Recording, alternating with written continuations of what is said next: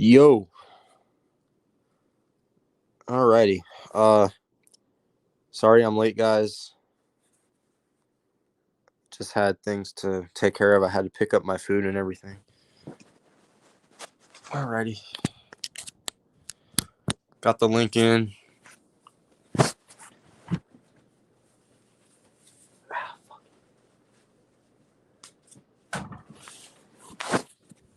Shit. Alright.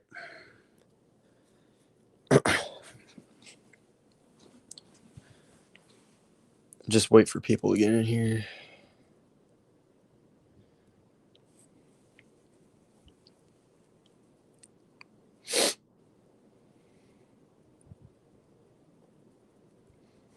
Alright.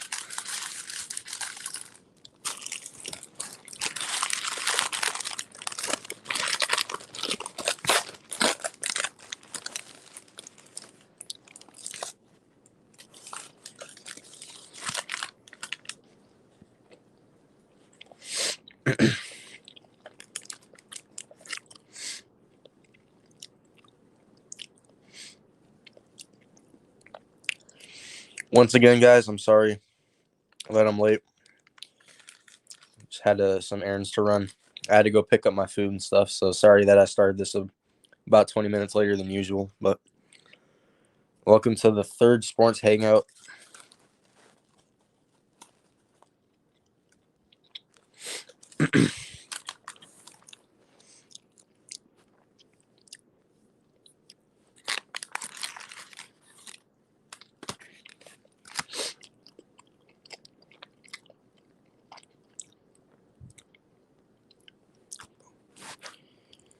All right, John Jay's here.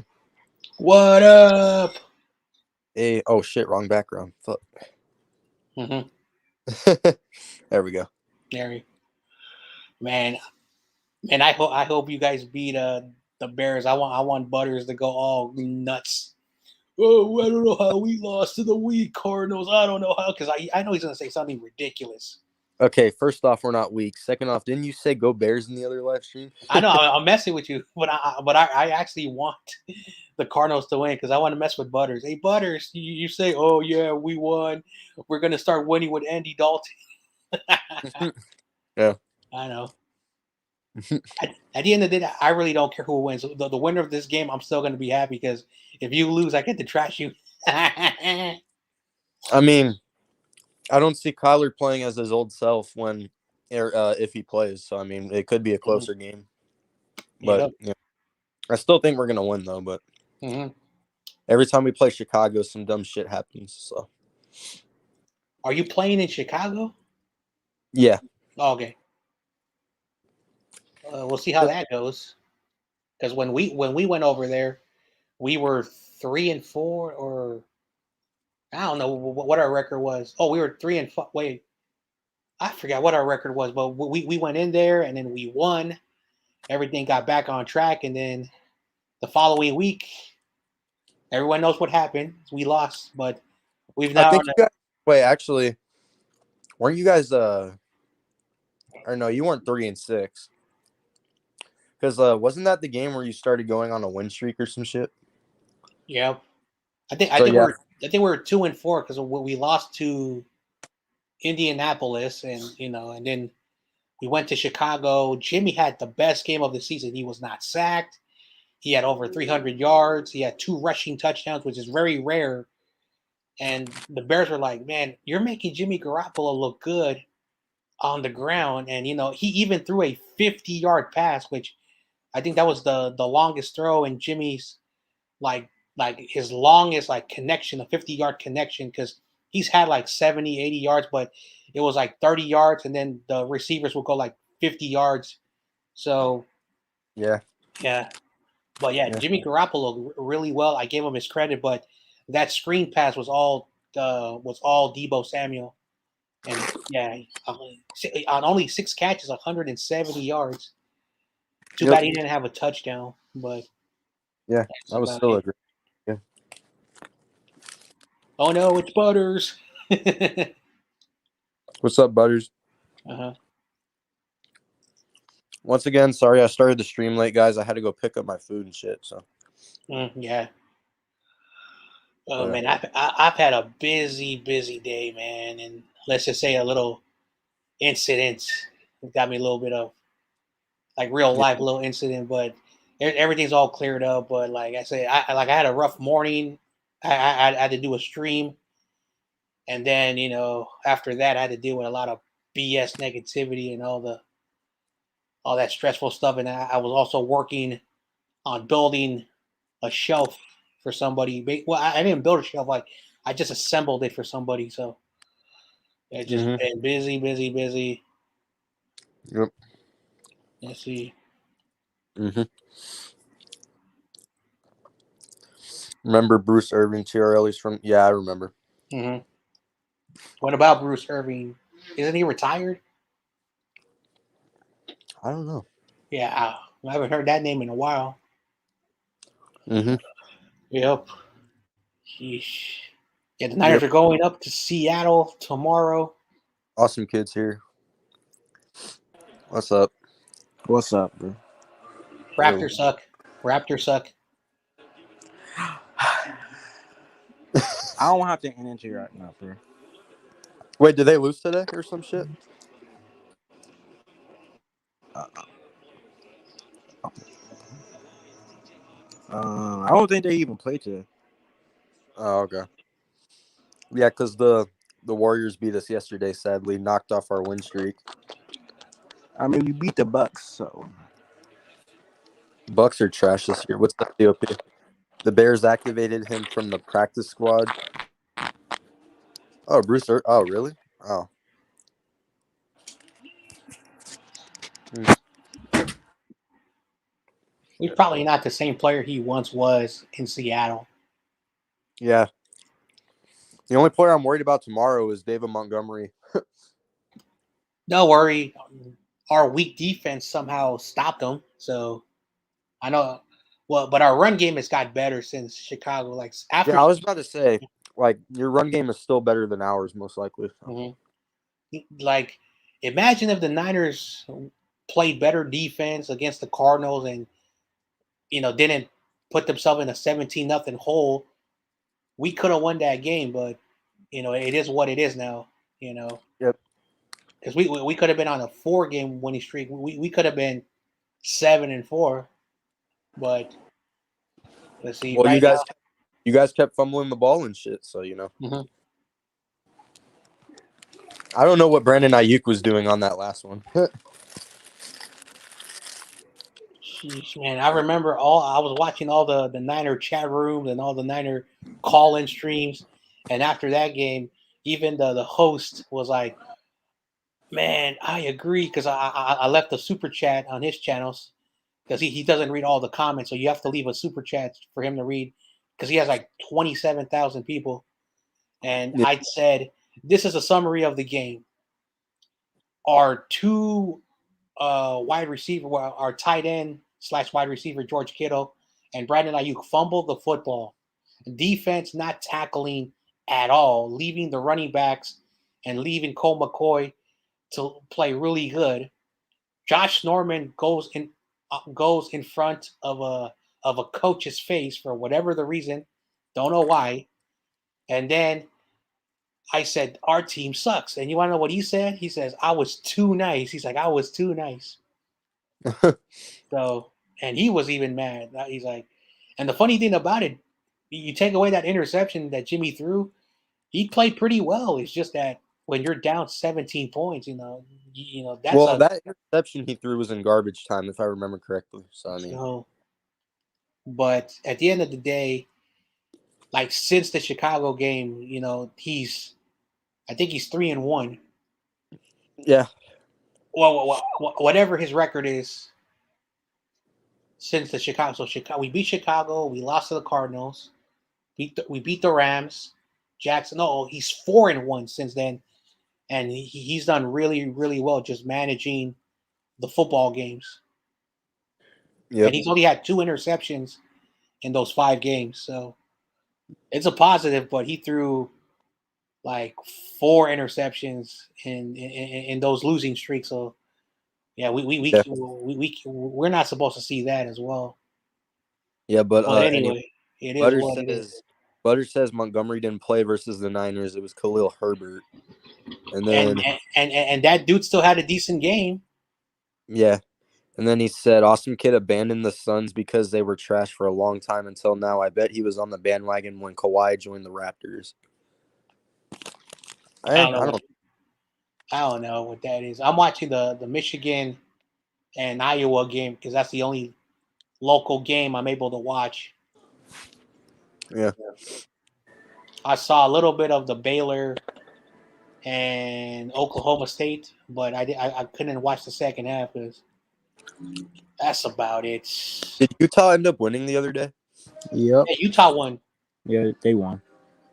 How does it feel, Awesome Kid, losing two games in a row to weak Oregon? I don't care no more. It's in the Utah's a good past team, now. man. Utah's a good team. They're going to the Yeah. Rose Bowl, Yeah, they are a good team. but So because because they played in in a different conference in a while, they've always been known as like kings of their conference, but now they're in the Pac-12, and oh no, Pac-12 has quality teams, but Utah's still good. So, but we'll see what happens in the future because Lincoln Riley just came over here, and that's going to help the Pac-12 because now everybody wants to play against USC again. Because when I was a kid, USC was a king, and Cal was really good. It's just that USC had our number, but we dominated everybody. Like Jeff Tedford was the longest reigning uh, from 2002 to 2010, 9 seasons, and they went to like the most bowl games. They went to like 6 bowl games. They were like 4-2 overall. That was a good program when we developed a lot of great talent. Yeah. Butters said, Hey, Awesome Kid, the Oregon Ducks quarterback played better than you in Madden. What? Well, I'm sure he that did. doesn't even make any sense. I'm sure he did because he threw like 9 picks against you or some shit like that. Awesome Kid, let me ask you a You're question. comparing real life to a video game, Butters. Awesome Kid, let me ask you a question. Yeah. Were you just doing all Hail Marys, man? Because like every pass was interception, interception. No, I was doing sense, and I was doing Those like in and those out. don't work unless you time it right. You have Yeah, to I know. was trying to Listen, time it. listen.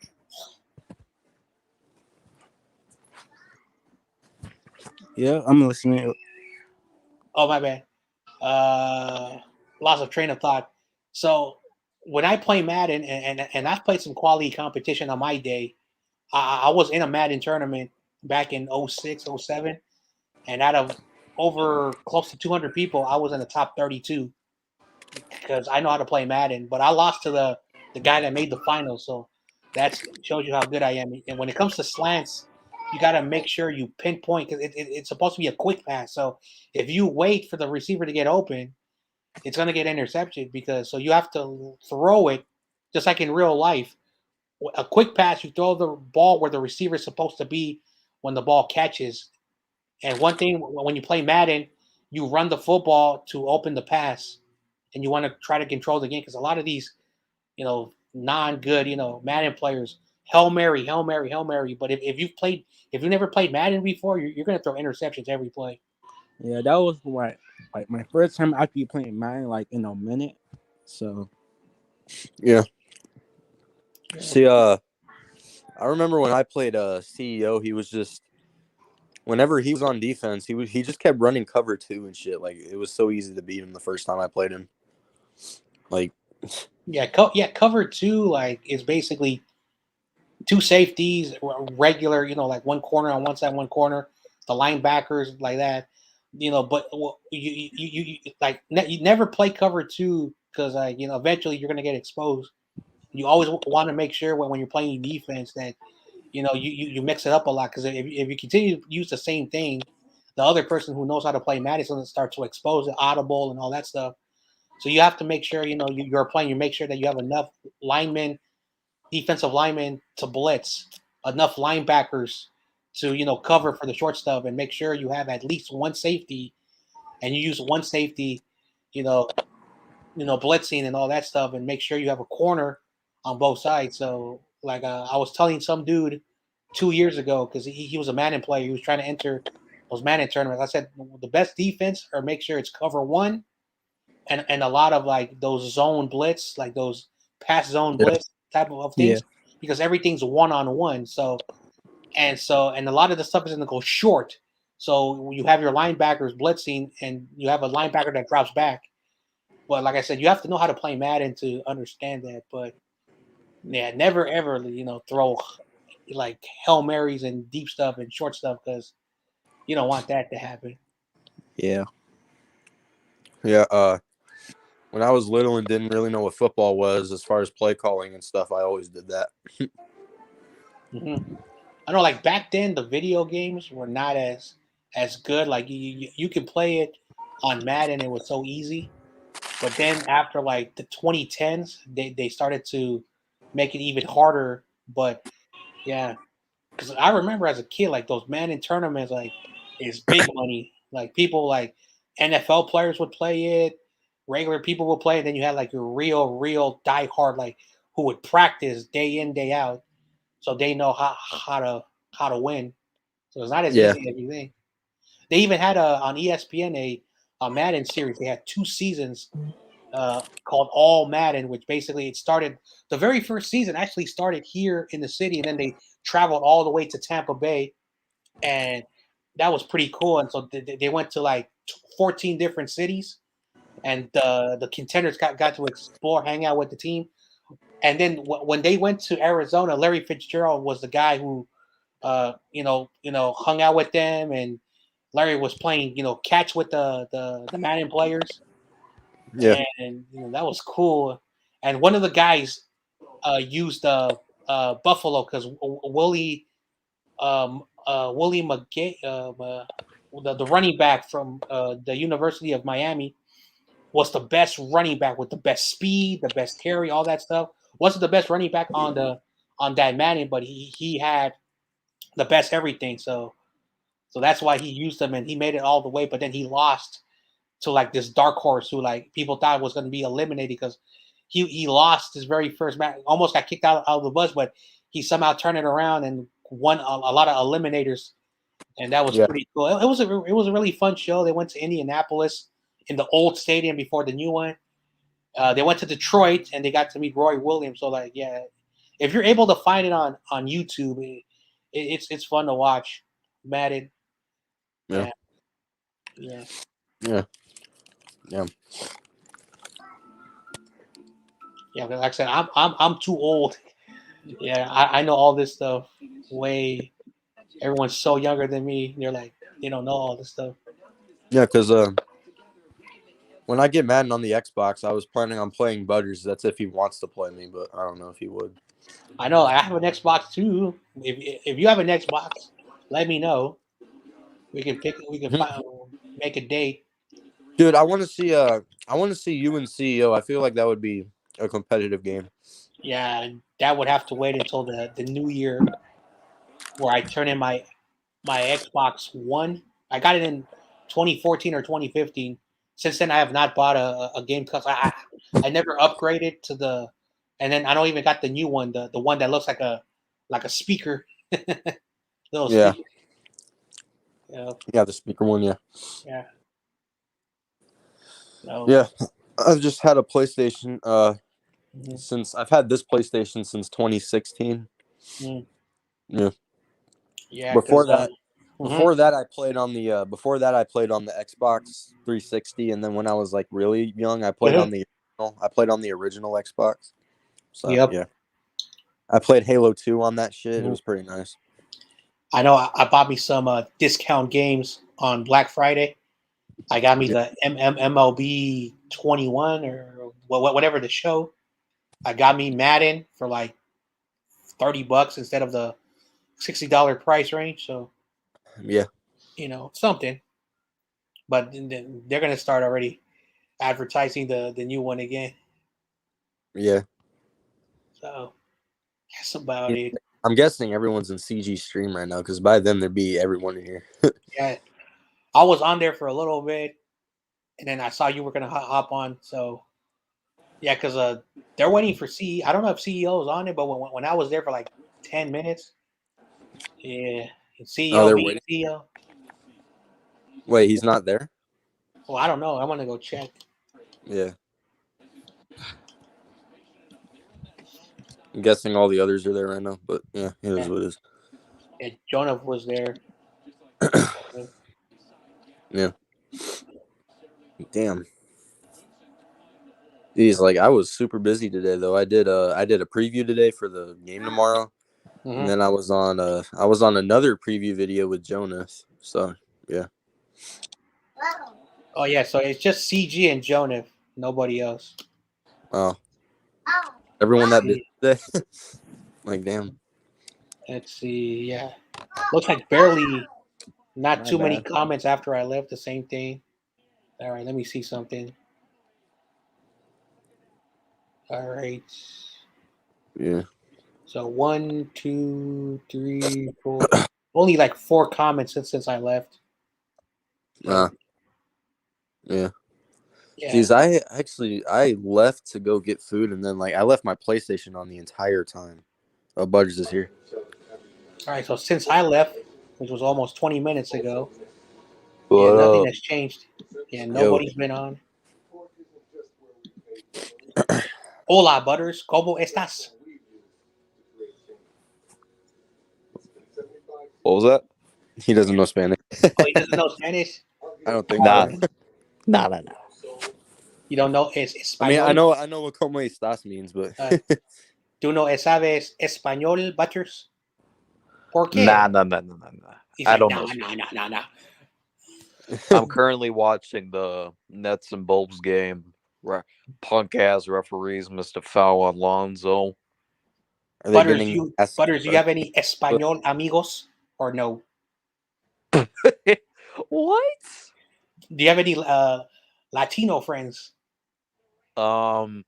Yes, CEO is Latino. Oh, I'm talking about your real life, your real life, where you live. Yeah. I do have some Latino friends. Mm-hmm. Yep. Mm-hmm. Yeah, because Florida also has, like in Miami, there's a lot of Cubans, and funny, I have family over there. Yep. Oh damn. Yeah. Yep. Yeah, we're Yep. Yeah. yeah, I mean, it's the West Coast over here, so a lot of people like that. know, like- KD is beating the Bulls like he's impossible to stop. You beating their ass right now? No. It's close, but majority of the times we can't stop KD, and that's normal because I mean, we beat Kevin Durant, but he almost had a triple double on us still. So look, in order to beat Kevin Durant, I mean, the Nets team is a team to be taken seriously, even if they don't have Kyrie. They still well, have James the Harden. Warriors beat them, so we're better than the whatever team. listen, we're gonna retake first seed eventually. All right, John Jay. You beat us, and then we beat you. So Yeah, right because now, it's you guys played more games than us. I think that's why you guys are first seed right now. But well, like I said, the Warriors actually are in a good position. Curry's still a good player. Draymond is still okay. Clay Thompson, I think, came back, and then not for the Warriors, just the G League team. so he's playing basketball. Yeah, which but is not good. professionally. Which I understand why you can easily play professional if you can play anywhere else. So Anyway, it is what it is, though. TOP says Bulls quest for ring number 7. Yeah, in your dreams. TOP. the Warriors are gonna Yeah. the Warriors are gonna get number 7 before the Bulls. Suns are gonna get numero uno. And you're still gonna blow it like you did last year. I mean, Chris Paul and Devin Booker were hurt, but I mean, okay. Oh, excuses. All right, Oh yeah, our players were hurt. If we They don't were, win it, if we don't They win the were, finals but this year, Booker. we're gonna get the whole Ball family in Chicago, and then we'll definitely win it. Nah, you don't want the Ball No. family. You really think LaMelo Ball is going to Chicago? Dude, Yeah, and then the Lonzo's father is gonna come out of retirement. dude. The only reason why he was a top 5 pick was because of his daddy. The dude was never a great player. I watched him at UCLA. He was a great point guard, but he wasn't a guy who's going to give you 30 points a night. Do you want to know? Do He you has want to good know? ball handles. The only reason why the Bulls even signed him was to create. He's good when it's a really big help for Levine and Vucevic because Lonzo's very good at passing the ball. Zach says y'all heard the. Yeah, Big Ben's done after this year. I don't John think Jay, the only thing the Warriors are on a quest is more 3-1 jokes. Okay, they blew a 3-1 lead one time. So. Yeah, so hey, it is what it is, man. Like, what is that supposed to make me mad? It happened. I think the LA. There was one time the LA Clippers blew it like 2 years. Yeah, the first year they had Kawhi, they blew a 3-1 lead, and then when they had Chris Paul, Blake Griffin, and all those guys, they blew. Awesome kid. Do I do? Yo. Oh, awesome kid with the weird. Awesome kid, and you're telling me not to jinx us. I mean, it's hate week, so. All right. I see you. TRL, I put me on the. Oh wow, he took put me on the big screen. He took a picture of the score right there. I mean, tomorrow is real life, Ooh. so it's not gonna be in the game. So Yeah. I could play the picture change, bitch. okay, I you're could happy? play this all day. Wow, man. Hey, that happened. Awesome Hey, kid. listen, Butters. You think just because they activated Bruce Irvin that Kyler's gonna take sacks all game and shit? Well, first of all, we don't even know if it's if Kyler's playing. That's number one. Actually, he may be. He is playing. No, He is because playing. there's actually a post of him with his game day hairdo and traveling to Chicago. So yeah, he's probably gonna play. Well, just because he's arriving there doesn't mean he. I mean, Lamar Jackson arrived to Soldier Field and didn't play. I thought he couldn't because he was sick. No. When he arrived, it was still game time decision for him. Oh. And you still lost to wait, I forgot wasn't it Tyler Huntley? Yeah. Yeah, thanks to fucking Kendall Yeah. Villnor's bitch ass. Yeah, Kendall Villamore, yeah. Kendall Villamore. You do know he's not starting this week, right? So I mean, there really shouldn't be any excuses. So Yeah, but Artie Burns can't be way worse than Kendall Villamore. Who? Artie Burns, he's a former Steeler. Is your entire DB core full of nobodies? I just want to know. Well, that's well. And no, don't bring up Jalen Johnson. Okay, no one knew who he was until this season. So Nah, everybody knew who Jalen Johnson was. What are you talking about? well, a lot of people that you talked to didn't. So well, I'll be back. Well, TOP, you're bringing up a quote that happened 15 years ago. 2006. And just they are who they thought they were. Awesome kid was in diapers when that game happened. Yeah, facts. Nah. He was wearing Seahawks gear when that happened. Seahawks gear? What? What year did you start becoming a Cardinals fan? Like 2012. 2000 and what? 12. So, was your whole family full of Seahawks fans? Yeah. So at that time, you were a Seahawks fan. I didn't watch football until 2012. Okay. 2012 was when they won the Super Bowl. No, that was 2014. The Seahawks? No, they won the Super Bowl in the 2012-2013 year. I think that was 2014. When they beat the shit out of Peyton Manning or some shit. But yeah. Yeah, TOP, it is funny. Yeah. I mean, we thought the Bears were ass, and I mean, they are. So, yeah, that's what we thought they were.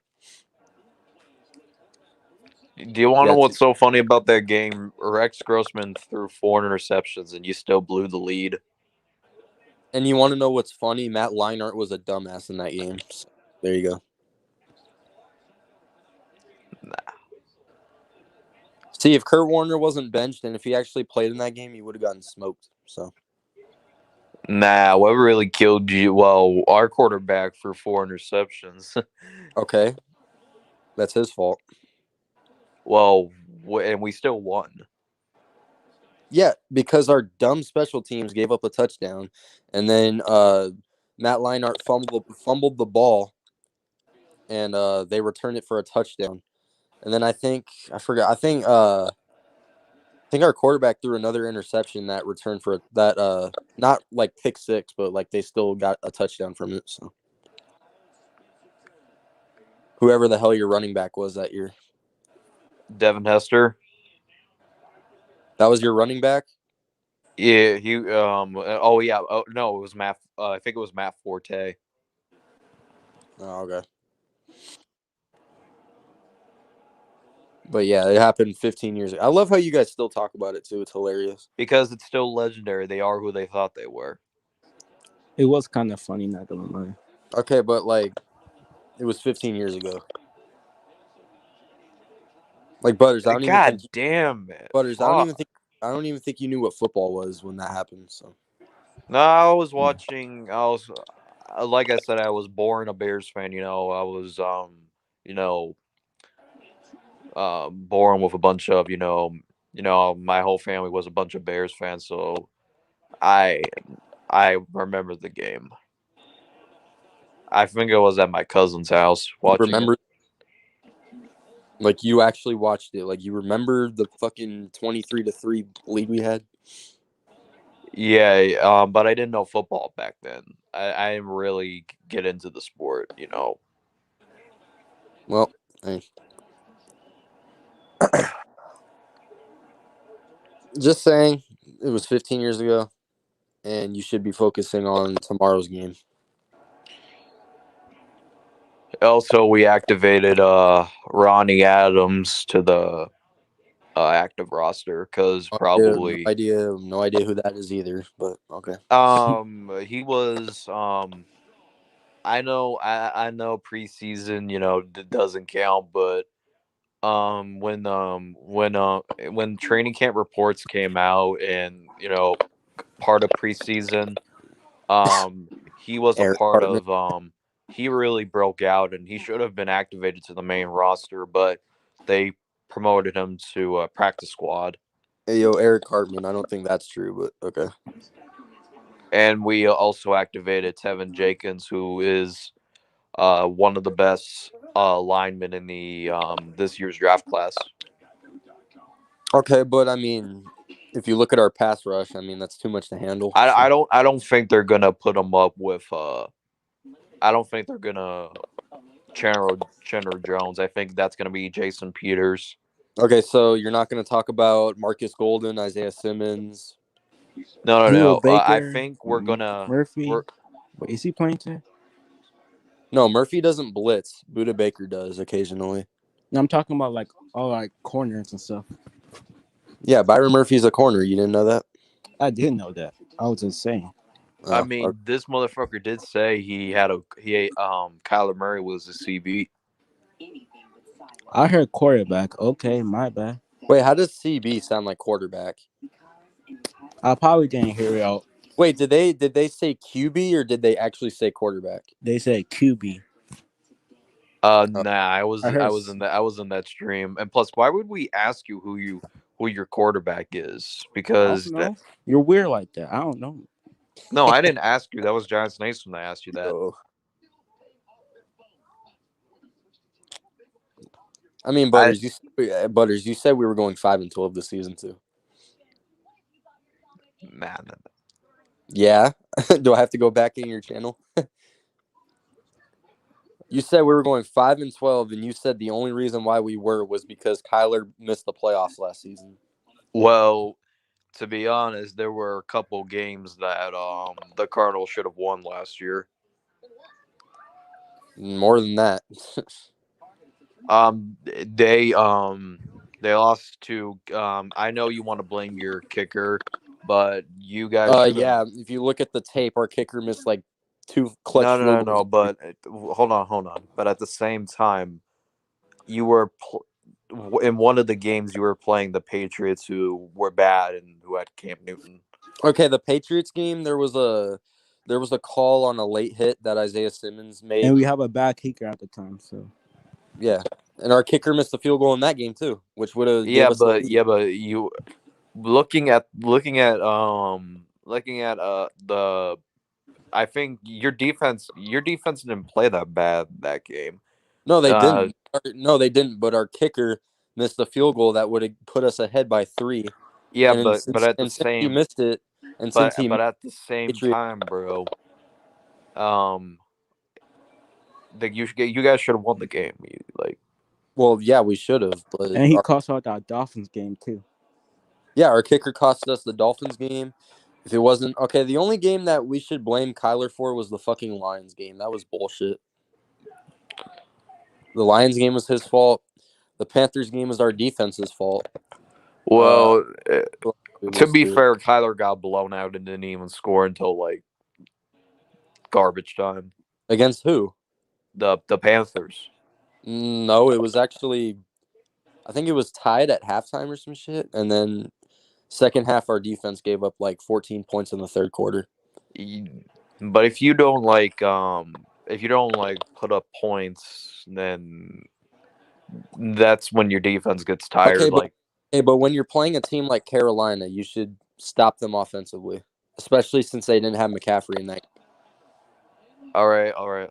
So, what was your next loss? I'm trying to remember. After the Panthers, who do we lose to? I think it was the Cowboys. Wait, No, we beat the Cowboys. We beat the shit out of them. What I think it was the Dolphins. I think. Yeah, the Dolphins was our next loss. That was because of our kicker for sure. Well, And our that- defense. I mean, our defense gave up 34 points or some shit like that. I mean, And, I guess I didn't watch the whole game. yeah, because Kyler had 300 yards and like 4 touchdowns in that game, so you couldn't really blame him. And then we also lost to the Rams. Well, the Rams, they were just goated that year, like defensively and shit. And then of course we lost to the Niners towards the end of the season. But yeah, other than that, I don't think we lost. And then we lost to the Seahawks the second time we played them. That was the game Kyler got hurt. No. I think the game that Kyler got hurt was trying to remember. No, it was against the Seahawks the second time we Yeah, played. it was the Seahawks. Yo, TRL, did you laugh when DK Metcalf catched up to Buda Baker? I mean, I was surprised. I didn't say I laughed. I was pissed off, kind of. I was surprised, and then I was even more pissed off when we didn't score. When it was first and goal, they stopped us on 4th down. I was pissed off. One time I got picked off by Buda Baker, and I tackled him with Ryan Tannehill. Are you sure Awesome Kid didn't pick you in that single game? Only one time, and that was because I tried to force it to A-Rob. It was in the end zone. It was near the half. It was about to end. Oh, So I only got picked off one time. But what I was really trying to do was, because I didn't have any timeouts left, I think. So what I tried to do was, I'm not really a field goal person. I just, want to score, So yes. You would have scored 77 on him if you didn't throw that pick. Is that what you're saying? yeah, pretty much. Yeah, because it was more on the fucking bot, to be honest. Awesome Kid, you relied on CPU to pick the ball. And But also, not to mention, this motherfucker couldn't recover an onside kick. Yeah, how did you not? Awesome Kid. like I said, I didn't play Madden in a minute. Do you want to know how many noobs like you, Awesome Kid, try to onside kick? Whenever. How do you not recover an onside kick, dude? Just how? Like even if you haven't played Madden in a while, you should still know how to recover an onside kick. I mean, I haven't picked. That was the first time. I hope you know, also, kid. That was the first time I picked up I played Madden in like months. No, that's bullshit, buddy. No, that's no. We all know you didn't go on vacation or whatever the fuck it was You were playing. playing Madden. No, I did. wasn't actually, but okay. We all know. Listen, you were filming videos at your house or whatever the hell. Okay. All right, but I can't believe what you will. If you want to believe that I played Madden while I was on vacation, then it is what it is. I ain't gonna get mad. Wait, so you were on vacation for approximately how long? I was going to my parents because I had to tour this college, and I wanted to stay with them for a bit, and that's when I went to the Tampa Bay game. And got ass raped. Bro, you did the same thing too. I mean, I didn't waste $1,000 on it though. I did get good seats though. I played cash with Darnell Mooney, so that's why I love him. I played catch with him. Oh, okay. I mean, even if my team loses, the games are still worth going to because you can tailgate and shit. Because I'm not a huge fan of the tailgating shit. I'm not a huge because fan. in Arizona, it's good weather no matter what. So you can grill fucking kebabs there, fucking brisket and shit like that. What's that? So, oh, Jonas is here. Even though you guys might start Colt McCoy, I'm That's not a gonna take. Cartman. Butters Even though was you guys, watching. Butters was watching tip videos for men on YouTube before playing Awesome Kid. hey, mean, Eric it's smart Cartman, though. Eric Cartman, homie. First of all, I just got you something for Christmas. Christmas came early for Eric Cartman, McDonald's coupon card. Hilarious. Hey, Eric Cartman, this is one of your casualties where you say, "Screw you guys, I'm going home." What? That's his famous quote on South Park. "Screw you guys, I'm going home." When Butters said, "Oh, you lost to the Pigeons." Yeah, facts. You guys lost to the fucking Pigeons. Like He said McDonald's, it's KFC or nothing over here. KFC? KFC's disgusting. I'd rather eat Popeyes. Or Burger King. Eric Cartman, did you just say you got KFC? Or Damn, bro. you disgusting motherfucker. Like the Popeyes chicken sandwich may be like a tad bit overrated. It's still good though. You know, it is what it is. No, you need some Chick-fil-A, bro. I like Chick-fil-A too. The only thing is there's not really one around me where I live. So I mean, there's only like one Chick-fil-A that's nearby me, and it's like 30 minutes away. I ain't going 30 minutes just for KFC a has game. the best. What the? No, KFC, they have good sides. They don't have good chicken. It's a piece of shit. I bet Eric Cartman was crying in his KFC when his team lost to the Pigeons. Okay, but didn't you lose to the Pigeons the last time you played them? That was like 2 years ago. We'll get the bitch ass back. That was when they had Carson Wentz. Yeah. Which you can't really say anything bad about Carson Wentz.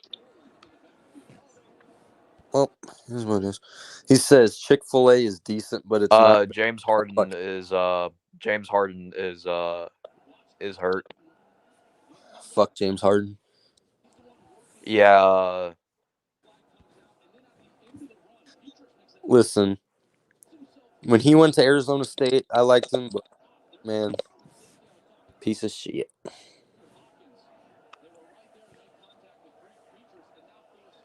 He said Chick-fil-A is decent, but it's not better than a bucket from KFC.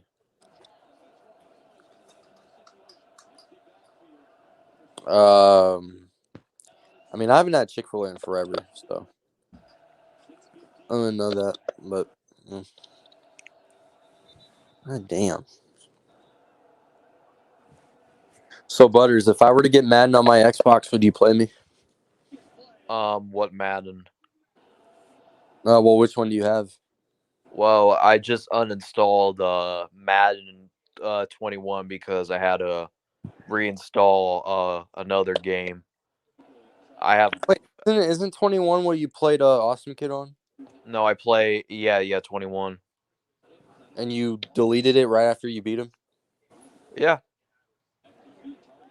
I have Uh, Madden 22 though. 22. Okay, I'll just get 22 then. Wait, Awesome Kid, you don't have 22? I might get it. Alright. Man's the same shit every year, so. TOP, KFC, tender deuce slap. I mean, I haven't had KFC in a while either, but last time I had it, it was a piece of shit.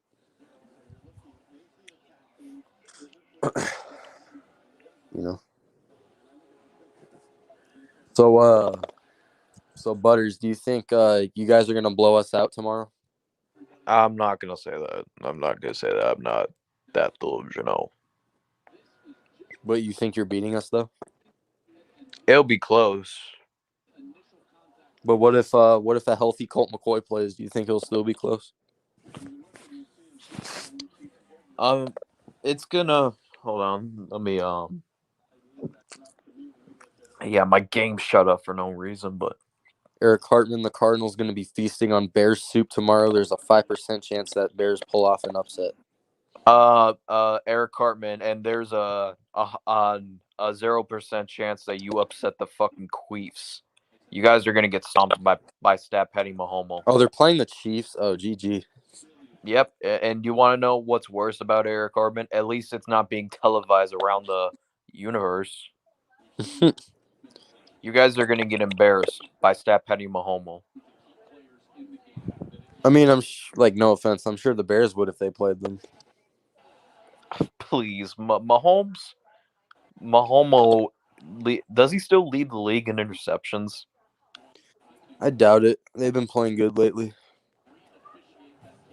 Nah, I don't. I don't. I need to see more. I don't believe in Patrick Mahomes. Are you mad just because you didn't draft him or some shit? Nah. I just don't like him. Period. Why? Like, why though? Well, first of all, I I don't I don't like Mahomes, but I really hate his fanboys. His fanboys. Yeah.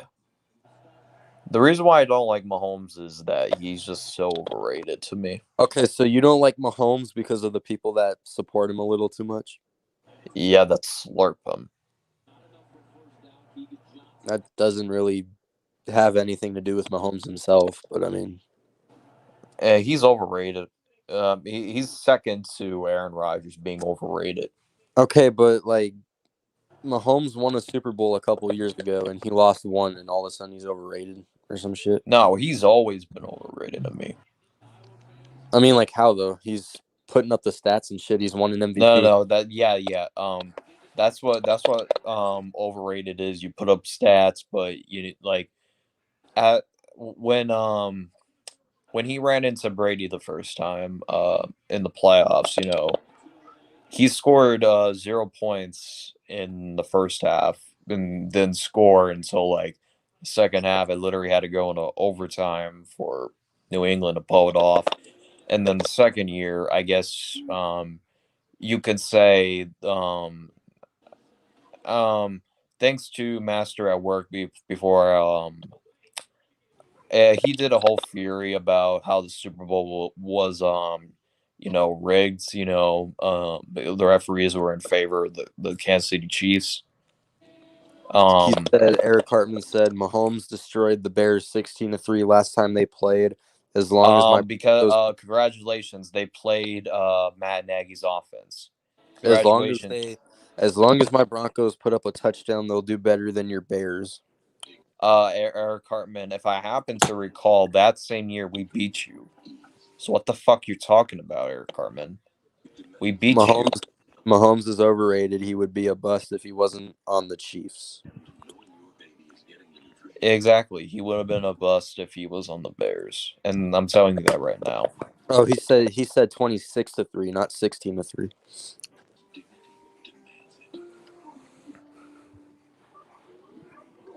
I was about to say 16-3. That's not really that much of a blowout. So I mean, I mean, when you have a pathetic offense with a bottom 5 offensive line, then that creates a lot of shit.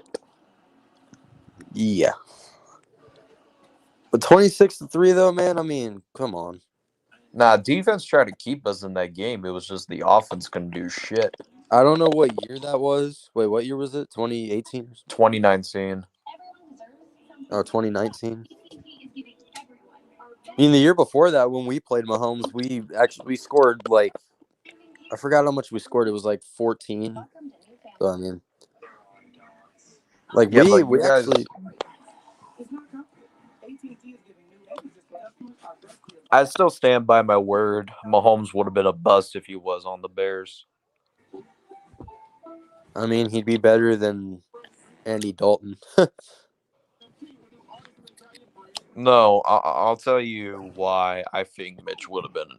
I think Mahomes. I actually did a video on it because he would have. We would have had to start him right away because Mike Lennon was just horrible. I mean, So you Mahomes guys probably because no one thought Mahomes was going to be good. You guys could have had Deshaun Watson. and deal with the sex allegations and like Well, those forfeit. are probably he's probably innocent. It's just women chasing for clout. So And God damn it.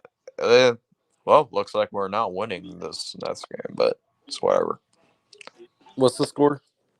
73-80. And how much time's left? It's the third quarter, and it's like 1 minute and You 11 still got seconds. plenty of time, dude.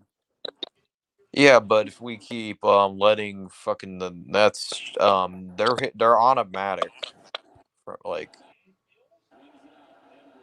I mean, did you think you guys were going to beat the Nets? the first time, no, I actually didn't think that. Oh, well, okay. Yo, awesome kid, you still there? Yeah, You've I'm been watching quiet the the game. entire watching the Nets. No, I'm watching the Cards game. I think Iowa in the championship game. Oh, okay. I thought you said Cards. I was like, they play tomorrow. I rather the reason why I want to play Kyler Murray is because I kind of want to play him because of the injury affecting him in practice. I rather Okay, face so basically, you want to injure our quarterback even more? Is that what you're saying? no, I want to face him when I'll put it to you like this. I'd rather face a a 50% Kyler Murray than a 100% Colt McCoy. Okay, well, either way, we're going to be able to put up points. So, I'm If Kyler like, doesn't do listen, dumb shit. listen. I'm sorry. Like, I don't care how good your guys' defense is. We're at least going to score 20 on you, maybe, because our offense is losing. Not if I don't think you're gonna score 20 if Kyler plays. So you think you're gonna? You really think you're? We've only been held under 21 time this season. But if it's Kyler, then I see it being a little low scoring And because we're undefeated on the road this season too, which is another important thing. they'll speak it into an existence. I mean, it's true. We're 6-0 on the road right now. Then you already spoken into the air, so I can't. Oh, Levine just hit a man, but Hit dunk like he always does. yeah, Levine just God damn it! Why I mean, defense gave up? all he does is dunk. So I mean, it is what No, it is. no, he made a 3-pointer. He made a 3-pointer. Yeah, it's the same thing. You know, Lamar DeRozan's been carrying Chicago more than Levine has, as far as from what I'm hearing. Nah, So. Levine's been carrying Chicago ever since Jim Boylan was the head coach. Well, Jim Boyle was a fucking disgrace.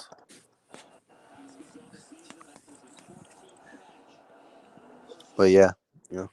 Yeah, Chicago. Matt Nagy's already getting the experience of what Chicago fans do to head coaches. They literally destroyed half of the ownership of the Bulls. Well, here's what it is. But this is probably the worst because not only that they're chanting "Fire Matt Nagy" at fucking Bulls games, they did it at his son's football game. Not They sure were if you heard. chanting "Fire Matt Nagy" at a basketball game. Yeah, basketball game, and at his son's high school football game. Um, that's weird. Yeah, you got these dumbass Bears trying to be like, "Oh, we going too, we going too far." I'm like, at this point, I'm surprised Matt Nagy hasn't resigned yet because Chicago wants him dead. Well, listen, I expect a thank you after tomorrow if we get him fired somehow.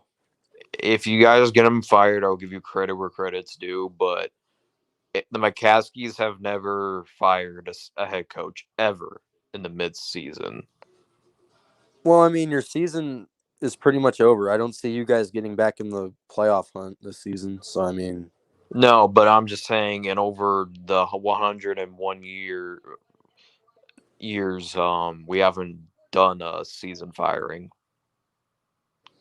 like ever, like you know that for a fact.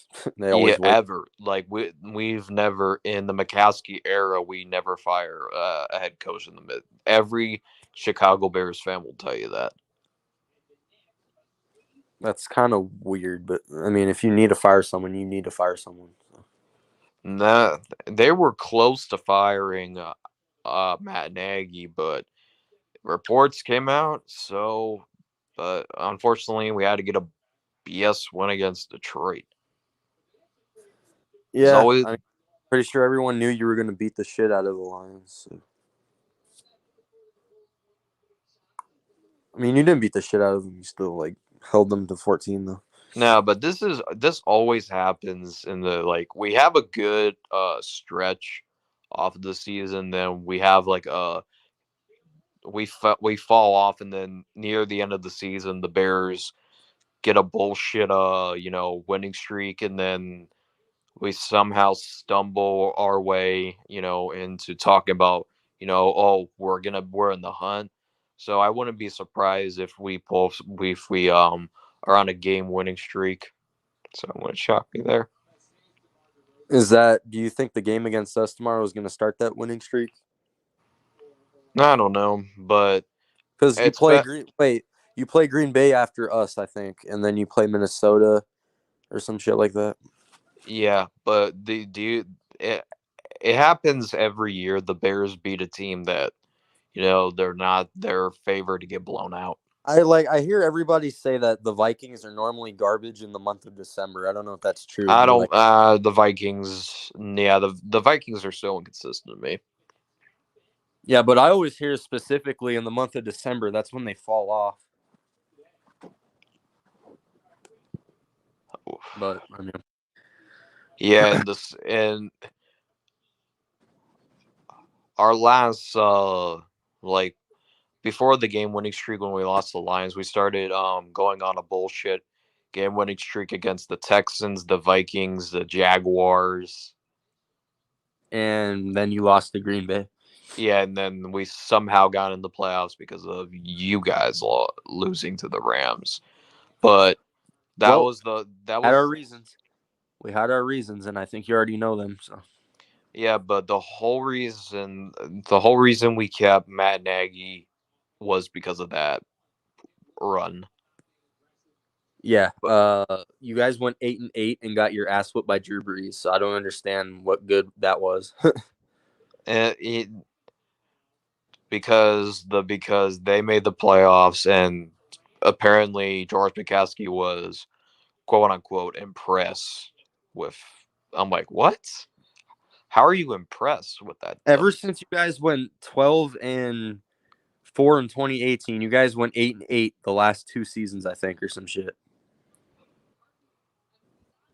Like they put like Matt Nagy is like I it makes whenever our one of our quarterbacks, if it's Dalton, if it's Fields, if it's Foles, it makes me feel bad for Mitchell Trubisky. I'm Like, actually I'm actually hoping we don't injure Andy Dalton tomorrow or some shit because I don't want Nick Foles coming in and pulling a savior. nah, if this was Nick Foles, well, he is known for doing in season, pulling off um pulling off bullshit, but I don't think it's gonna happen. Okay, well, I hope not either, but especially against us. Well, But I mean, the reason why I kind of want Andy Dalton, to start for us and because I know let Justin Fields, play some games, let him, throw him to the Sharks. But I found it weird when our offense moved the ball downfield with Andy Dalton way better than Justin Fields. That always was weird to me. And Justin Fields runs the ball a lot. Andy Dalton or Matt Nagy doesn't. I think he prefers to throw it.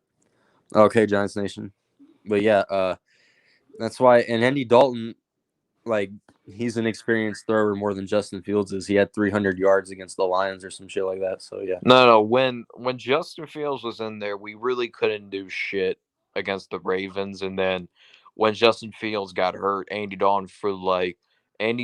I guess you can say that was more of Darnell Mooney than it was on Andy Dalton. So it was kind of a short wide receiver screen pass, and Darnell Mooney took it to the house. And then he had 5 catches for 120 yards. So are you talking about the Ravens game? Darnell Mooney in the Lions game. No, I'm talking about the Ravens game. Oh, he had a. Wait, did he have 100 yards? I don't even fucking remember that game. But Yeah. I think okay, I but think I mean, you guys did still lose though, and you only scored what, 16 points. So Kendall. Nah, we scored actually 13. Because Kendall Villeneuve, like, he's becoming a disappointment. Like, well, did you see that he's not starting tomorrow? nah, I already knew we been benched him when we started Artie Burns against the Lions. I don't even know any of these players. Like Jesus. Outside of Duke Shelley, and Jalen Johnson, they're a bunch. The backcourt is a bunch of nobodies. I didn't even hear about Jalen Johnson until this season. I don't know what year he was drafted or anything like that. He got drafted last year. He was up there with he was probably the one of the best CBs in that draft class. There wasn't really that much last season, so I would expect that. Yeah, but that's what happens when you cut Kyle Fuller, even though Kyle Fuller sucks right now on the Broncos. Yeah, wait.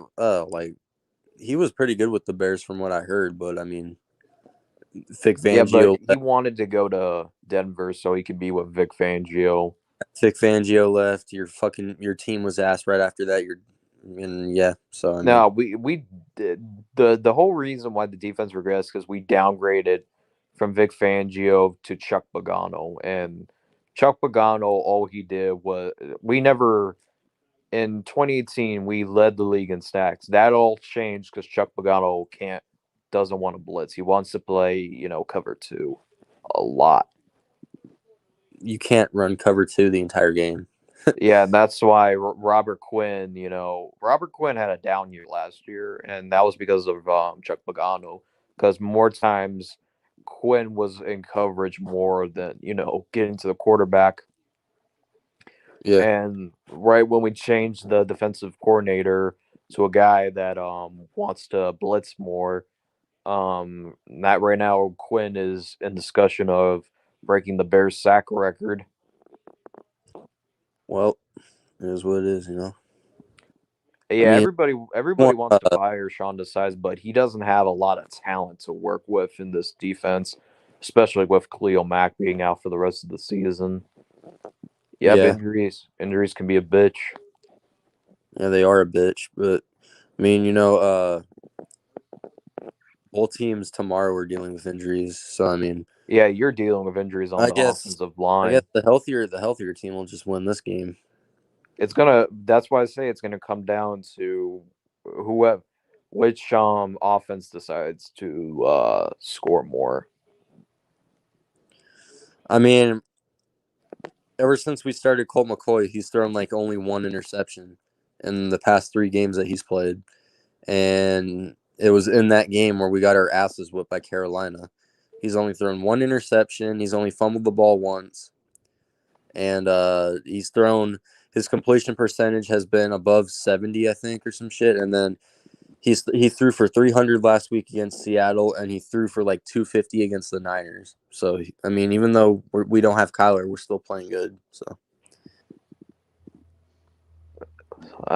Yeah, that's why I want to play Kyler because I don't wish injury, but when with the videos that we all saw, it could play a huge factor tomorrow.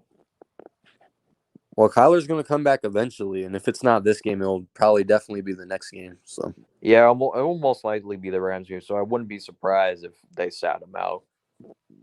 I think Hopkins is for sure playing though, at least. So He didn't participate in Friday, so it's still a game time okay, decision. he never. I'll tell you one thing about Hopkins. He never really participates in practice when he's dealing with a minor injury, and he still manages to play though. So that's the confusing thing about Hopkins when he's dealing like even if he's dealing with the smallest injury.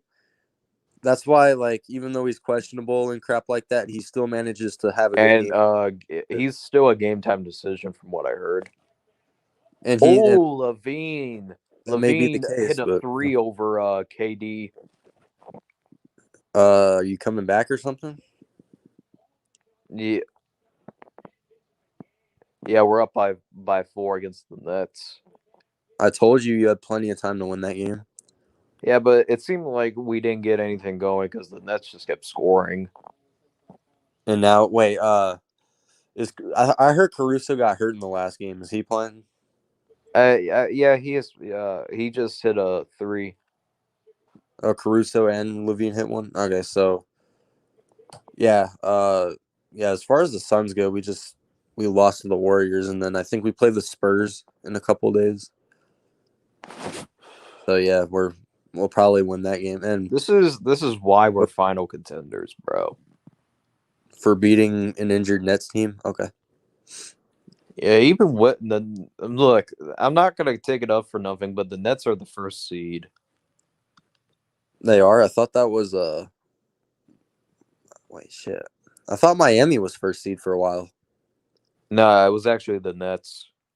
Ah, And plus, uh, the reason why Raptors. we'll probably make the finals is because the East is trash. Oh, awesome, kid. You play a CEO's team tomorrow? Nice. The Celtics. The Wizards.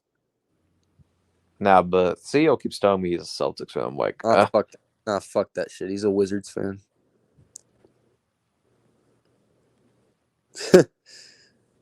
I mean, he said he became a Ravens fan because he's from Baltimore. And so, I mean, if you like a basketball team, there's not one in Baltimore. The closest place is Washington D.C. So you're a Wizards fan. There you go. Perfect. yo. Speaking of which, were you on the live stream when Jaganov went off on CEO and I Fizz don't think Vegas? I don't think I was because I don't remember it. So I don't think I It was. was, I think it was episode 13 when Fizz Vegas Jaganov cursed out Fizz Vegas and CEO, and Fizz Vegas ended the live stream. Oh, really? Wait, he ended it all because Jaganov was cursing him out? Yeah. He shut off the live stream because the beef between was not gonna go well, and plus uh that the sheep Donnie suggested they ended the live stream. Oh, really? Damn. Well, Awesome Kid beat CEO's team tomorrow, so I can rub it in on him. You know? Damn. Is everyone still in CG stream? Because, like, fucking... Damn. Giants Nation did say he was gonna hop on in. Hold up, Butters. You gotta tell me. Wait, tell him what? Tell you what, Giants Nation. Hold on, I'm gonna repost the link in case maybe he doesn't see it or some shit. I don't know.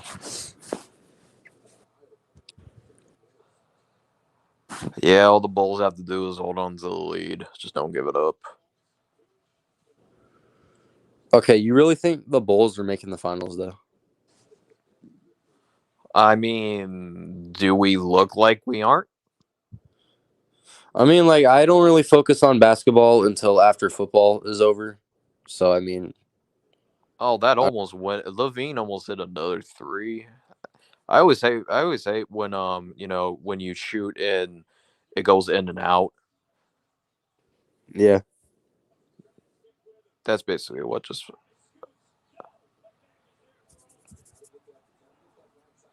Yeah, I hate when that happens. Like, damn. Awesome Kid, I'm going to troll CEO with the Canada flag if we win tomorrow. Well, you gotta win first. Damn. Yeah, win and then talk your shit, Awesome Kid. Yep. I mean, every time I talk shit, my team loses right after, and I get trolled on afterwards. So, If you guys lose tomorrow, I think I know who you can use as a scapegoat. Awesome Kid, because he always be talking shit. okay, well, even if Awesome Kid wasn't a Cardinals fan, I'm sure you would still troll me. So, I mean, To be fair, I had no problem with the Cardinals until Awesome Kid be talking shit, bro. okay, but I thought you said you didn't like Kyler Murray from the start. So, I mean, Oh, fuck. God damn it. wait, what? Bulls game? Yeah, we just let number 21 dunk. No idea who 21 is on Brooklyn, but I barely even talk trash like I. Yeah, ever since we left Spoonfed's channel, he hasn't really talked shit that much. Yeah, I'll be on Spoonfed's channel when the Giants play the Bears. So Wait, actually, you're gonna be in the live stream or no, like watch? I'll be on the panel. I'll be on the panel. Me invited me. Wait, really? Yeah. Oh, okay. Well, what's up, Giants Nation? Hey, what's good, yo? Hey, What did you need to tell me, Giants Nation? No, I heard you talking about something about Donnie or whatever, so I just wanted to hear. No. We said it was when Jaganov went off on CEO and Fizz Vegas ended the live stream. Oh, Yeah, that Donnie told them that they should end the live stream. I don't even remember that live stream, so me either. I probably wasn't there when it happened. So, what up with it? So, Giants Nation, you think the Giants are gonna win even without Jones? I don't even fucking know. Because I think Miami's on a win streak right now. So Yeah, but I don't fucking. And one DeMar DeRozan. Yeah, I saw. I was looking at some of the fucking. Hold on, I can't play this game. No, I want to fucking play. Yeah, we own New York, bro. Stephen A. Smith's bitch ass. didn't you lose to the Knicks the last time you played them? We only lost one. We beat the Knicks. We beat the Knicks on Thursday in New York, I thought and you. we're I thought you blew the lead. no, we blew, but we won. Oh, you still won. Oh, okay. Yeah, and the funniest part was Stephen A. Smith said we were gonna lose and called us overrated, and then Zach LaVine took a shot at him, saying that you wanted us to lose, but that was not gonna happen. I mean, to be fair, you did blow that lead, even though you still won It barely. doesn't even matter. Sadly, mortal victories don't count. Okay, well, it is Yo, what it can I just say 2K is so fucking trash now? is. Yeah, I'm never buying a game from that shit ever again. Hey, People said I get fucking the Nets entertainment. cheerleaders are kind of hot. It's kind of sad that now I have to fucking play 2K17 and not 2K22. I was really looking forward to it. I thought they shut down the servers on 2K17. Well, they didn't shut down fucking my career. Well, not my career, GM mode, which I fucking love. Oh, they did. Oh, okay. Yeah, if they didn't shut down the servers, I'd still be playing my park in that game probably. Yeah, man, I don't know. Like 2K's fallen off ever since 2K17. I don't know what the fuck happened. Yeah, exactly. Yep. I don't know why 2K made me rage more than fucking Madden. Yeah, that's a fact. I mean, I used to prefer 2K over Madden. Now it's the other way around. See, they're so fucking bad. I can't prefer neither. Yeah, Madden's been trash ever since. Like, shit, I forgot. Me personally, Madden 15. Oh, DeMar DeRozan broke I thought 16 wasn't that bad, but right after that, it started becoming terrible. I think Madden 20 was okay. Other than that, it was pretty shit afterwards. Yeah, Derek Jones Jr. about to enter the dunk contest. That should have been Aaron Gordon. Give me that. Yep. Aaron Gordon is overrated now. Yeah, but he should have won that dunk contest over Derek Jones Jr. Isn't he on your team now? Yeah, Derek Jones Jr. But anybody that dunks over, I think it was Taco Fall that he dunked over. You know, he should have won that. But okay. Oh, what's up, Jonas? What's going down with y'all? What's good, Jonathan? What's going down? I was in CG stream for a minute, Yeah, rapping back and forth. But once dude, I don't know who the fuck he is. Got to talk. Did CEO even show up? he showed up in the comments. Wait. Was it that sensitive ass dude Chardal? No, I don't know who the fuck it was. I just know the background was playing too loud, and I got an earpiece in my ear. That shit was way too loud. It probably was. Wait, was it? Someone go check to see if Chardal's in there. Oh, I don't know who it was. It don't matter if it was Chardal or not. I just know that shit was too loud, and I wasn't finna disrespect his subscribers and piss them off. So instead, I got the fuck up out of there. I was like, shit, I'll be back. Yeah, CG has too many like people in the stream. So no, it ain't the fact he got too many people. It was the person that was talking. No, it's just me person. That's why I don't go on his streams anymore. Oh, yeah. His shit was that shit got too loud in my ear, and with his earpiece in my ear, I couldn't do it. I was like, yeah, I'll be back. I will be right back. Yep. 23 years. Did CEO hop on the panel at all or no? No, I didn't see CEO hop on the panel at all. He was in the comment section. I hopped in. It was me, CG, John J. Then CG had to do a round check. John J said he had to do something. And then I was on for maybe 5 to 7 minutes, and then CG came back.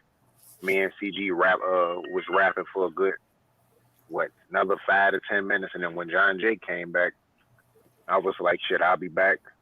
Looked at a video between a sports beef video between Wilt Chamberlain and Kareem Abdul-Jabbar, and then I went back to a CG stream for a little minute. Dude got the talking loud. Well, dude was talking, Whatever the fuck was in his background was so loud. I was like, yeah, I'm getting the fuck out of here. I'll be back. Yo, DeMar DeRozan can't miss, bro. This is the most fourth quarter points that he's put up this season. How many points he put up in the fourth quarter? I'm trying to remember because he scored the most points out of every single player this season in the fourth quarter. Yeah, I'm about to say he be killing. He do be killing, boy. Yeah. You're not in the playoffs. Hopefully he can do it in the playoffs. Yeah, in the playoffs, the motherfucker was owned by LeBron so many times. Well, now he's not the number one. Levine is, so. Right, Levine, Caruso, Yeah. those other guys. I just wish Patrick Williams did not get hurt. That dude could have did I'm still some trying to figure out why you guys drafted him. The man didn't even start in college. because he can score. And when he showed up, he was scoring. Did you see him in a Did you see him in a? Man, Lonzo, you can't hit for he was three. scoring. Huh? Lonzo missed a wide open 3-point shot. Alonzo can't shoot, bro. You see Don't his you form? realize how like but as you said that like you can knock down threes from NBA range on a consistent basis. Yeah, Okay. but it was wide open. Doesn't matter. People miss. I mean, Yeah, I probably but Jonah, fucking Lonzo's shooting form is so fucking like you gotta admit that dude can't fucking shoot.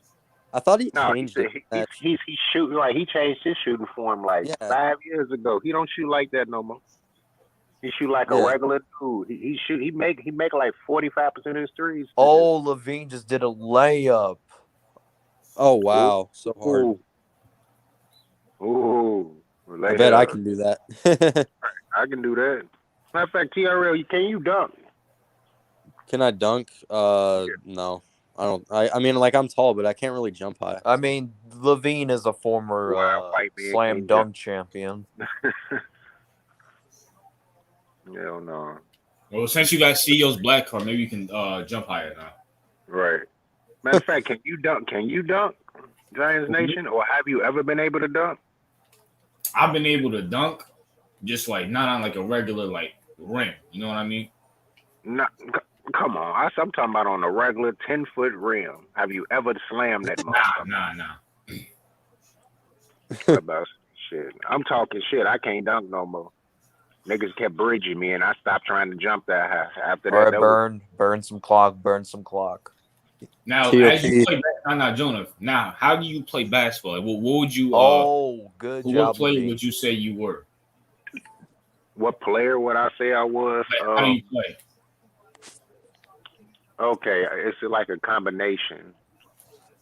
Because from mid range, I was like KG. I hit your ass with that with the moves quick.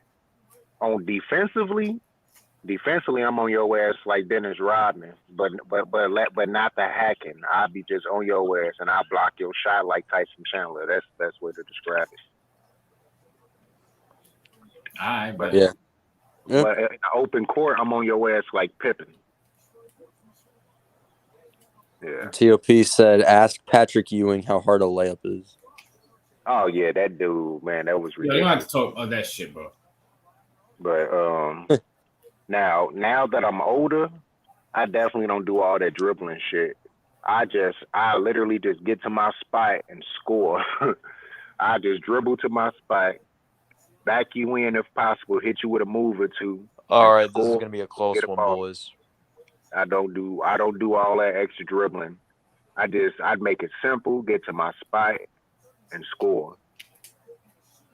I tell motherfuckers all the time, I ain't doing all that shit, dude. Come on.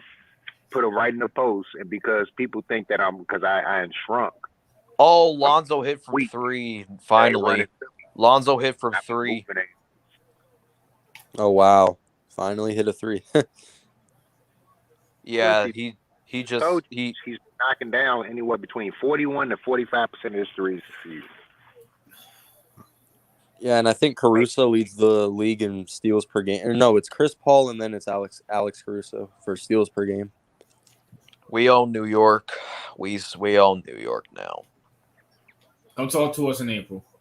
Well, I mean, you guys play the Giants in January, so I mean, we'll see. Oh yeah, that's an easy L. That's For who? easy up for y'all. You talking about for the Giants, right? I'm talking about for the bum ass Bears. What you mean? Nah, you meant the Giants. You know, you hit your head too many times. You know, Nah, if Daniel Jones is if that not Daniel getting around. Jones, nah, we might face Mike Glennon again. Oh boy, that's gonna be hilarious. So Mike Glenn gonna put up an easy 25 on y'all. Yeah, he gonna put up a yeah. He I don't gonna give think. him I don't think. I 25. don't think Daniel Yeah, he Jones. gonna give him 25. All right. I don't think Jones is Throw gonna. 4 picks. I don't think Jones is gonna be out that long. But I mean, You will Nah, never he gonna know. be bad. He gonna whoop the Bears ass. And he Ain't gonna look at the camera and say, "Hey, Jonah, Illuminati confirmed." ain't he Like, like 0 and he's 2 gonna go like, already? for the glove. Yeah, Yeah, ain't he's he 0 0 and 2 2 against against them? us. he's 0-2 against Chicago. Oh No, he's wow. not. He's 0-1. No, he's He- 0-2. He lost in 2019 and he lost in We 2020. played y'all in 2019. Yes, Yeah.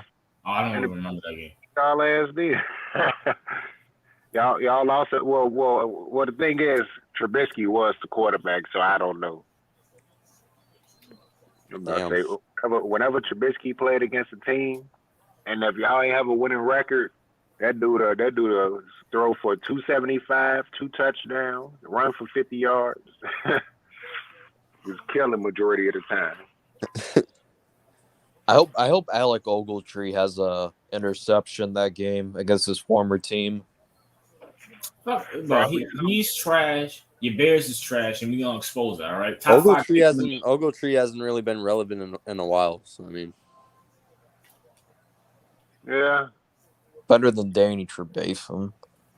Listen, I said it last year. Well, you probably heard me say it, but it's the Bears should have kept Nick Wachowski and released Danny Trevathan, because ever since 2019 when he suffered that first injury, the first serious injury, he ain't been right since then. And I saw the writing on the wall, and especially in 2020, even though he did still end up with like 115 tackles, a lot of those tackles was chasing people down as they was treading up the field. There wasn't no catching them on the sideline, 2-yard gain, or getting a lot of stops in the backfield. It was a lot of times that he was having to chase them damn bodies from behind.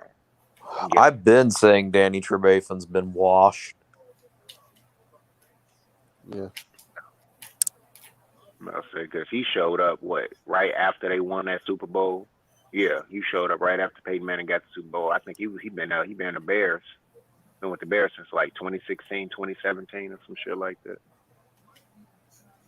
Yep. So I don't know, man. Like, damn, man. It don't matter who you put on the field, we whooping that ass. So Okay. You're gonna say that if it's true, but in reality, you're Bro, denying. y'all not a better overall team than us. That's just a fact. Oh yes, the Bears still is even Like, with we have a better offensive line, running back. I'll give you. Yeah, get the fuck out of here. We have a better defensive line. We have a better linebacker core. Don't Secondary, have a I'll give you. No, actually, matter of fact, secondary, no, y'all don't. Bradbury's better than any cornerboard y'all got. What are you talking? Don't have a better defensive line. So why is the Bears ranked still second in the league in sacks? Hold on, time out. If y'all, so why is y'all defense giving up all these fucking points if y'all this great? That's my the secondary. I just said what it was. The secondary is bad, but they just replaced Kendall Vildor and And we have a better secondary than y'all too. Which I still don't understand what the fuck Sean Desai was doing. Like, nigga, you should have did this shit in week 3. After week 3, Duke Shelley and Kendall Vildor should have been moved. Duke Shelley played better. And most importantly, Jonah, if you have that idiot at head coach, so yeah, but when it comes down to the defensive side of the football, the defensive coordinator is the head coach of defense. He makes those type of decisions. TOP. So that's why I'm like, Yo, TOP, come in here. Can you name me one person off the defensive line of the Bears? Because I fucking can't. Akeem Hicks. Isn't he injured? Like, isn't half your defense Robert injured? Quinn. Isn't he injured too? Like, I swear, y'all was just complaining about these niggas is injured. Quinn? No, that was 2019. That was 2020. He was injured, and he only had 2.5 sacks because of his foot injury. This year, he has 11 sacks through 12 games. Oh, isn't Khalil Mack out for? Someone's out for the year. Roquan Smith, Yeah. isn't he out for the year? Now, Khalil Mack is gone for the year. He had 6 sacks through 7 games, and Robert Quinn just in the month of November had 5.5 sacks throughout the month, and he got the defensive player of the month honors. That's what he got. He got like 5.5 sacks, 5 tackles for a loss, like 15 tackles, and like 2 or 3 forced fumbles that month. So yeah, and the Bears still tied for second in the league in pass rush. What the Bears is missing is Akeem Hicks, and that's what helped free up the other guys. Yeah, isn't he injured too? Stop the run. Yeah, Akeem Hicks been injured for the past few weeks, and the Bears still be getting a decent pass rush. I mean, I don't see it when I watch the games. And even though I don't know how, because they sacked the Bills Ravens. won. They had like 2 or 3 sacks against the Lions. They sacked Ben Roethlisberger. It's the Lions, bro. All 4 of us can line up, and we can have 4. We can have 4 You to can 3 say sacks. that all day, but the Lions.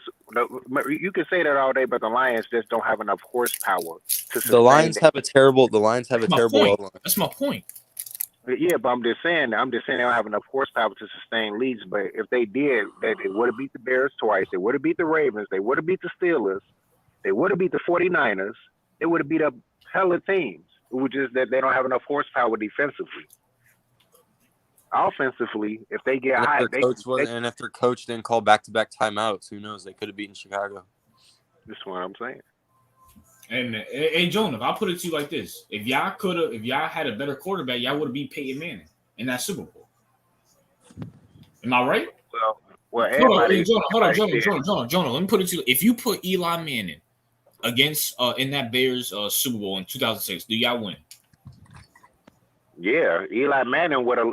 First off, Eli Manning would have loved playing for the Bears during that time period because they was ranked number 1.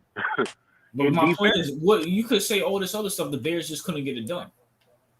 I see it there myself. What are you talking about? You Only thing I gotta say, January 2nd, we going bear hunting. All right, we going bear hunting. That's what you're saying when you're losing an argument, my boy. Like I'm not the most honest Bears fan that you have ever came across.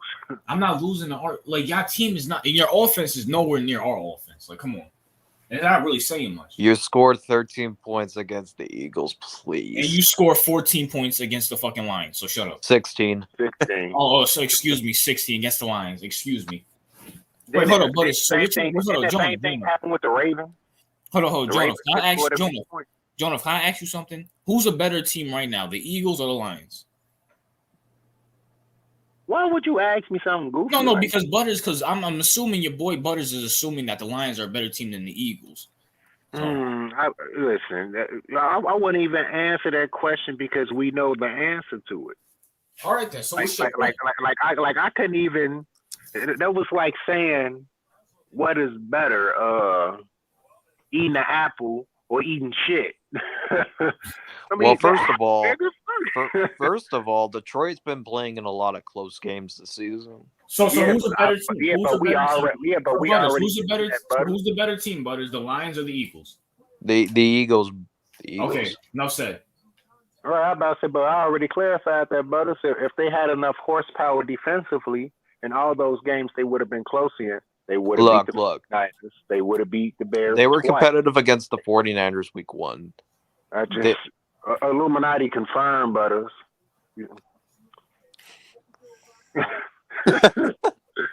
I swear to God. Yeah, that's the head of Chicago right there. Is it just me or does Butters copy you? Is it just me or does Butters copy you a lot, Jonas? I don't know, man. I don't know. Shit, he made that? My God. So like Illuminati confirmed. They would have beat San Francisco, the Bears twice. So that's 3 victories right there. The Ravens, Steelers, that's 5 victories right there. Any other game that they was close in, if they had a good defense, they would have won those games. Detroit easily could have been 7-4 right now. Literally. 6-5, 7-4. But because they don't have the defensive horsepower, because they have decent coaching. They have decent coaching all You also around. forgot the Vikings game. They needed They needed a kicker. Like the Vikings needed a kicker to beat the Lions. Well, that's another game. So there's 6 games. I said about 6-5, 7-4. I just couldn't remember all the teams they played. But yeah, that's what could have been a Lions. And they were in contention with the Rams for a while. Yeah, they didn't have enough defensive horsepower. That's 7 possible wins right there. And that was before they had Odell Beckham, so don't get it twisted. I'm just saying. Yeah, I'm back. I want to hang out for CG for a little bit, talking Niner football, and I want to bounce back in here to see what you guys are talking about. Let's talk about how the Bears are going to lose on week 17. The Bears is going to beat the Giants. I have to leave CG stream because whoever the hell that dude was, whatever the hell was going on, his background was so loud. And I got on the earpiece, so that's even more louder in my ear. Hey, yo, Jonah, why is it every time you put in your Jonah? Don't it seem like every time you decide to put in your earpiece, someone always playing some loud shit or doing some loud shit? The last person that did that, I think, was Nate Hawk. Right, and that make me want to be and that make me want to start cursing them out. But I was like, dude, they did nothing to me wrong. This is CG stream. I ain't finna mess up his subscriber count or nothing like that. Hey, I'll be right back. We don't need another Nate Hawk. That guy's called Raruna. He has 2 kids running around the house, so it's hard for him because like he's a dad. So the kids wasn't a problem. Oh. Whatever he was listening to, whatever music, pop music, whatever the hell that was loud as hell in the background of my ear. That's why I couldn't deal with. I can deal with kids all day. That's not a problem. It was the damn music. It's probably his wife because his wife is from India. So yeah, he was probably in the same room and that happened. No. It wasn't no Indian music. That was American pop playing in the background.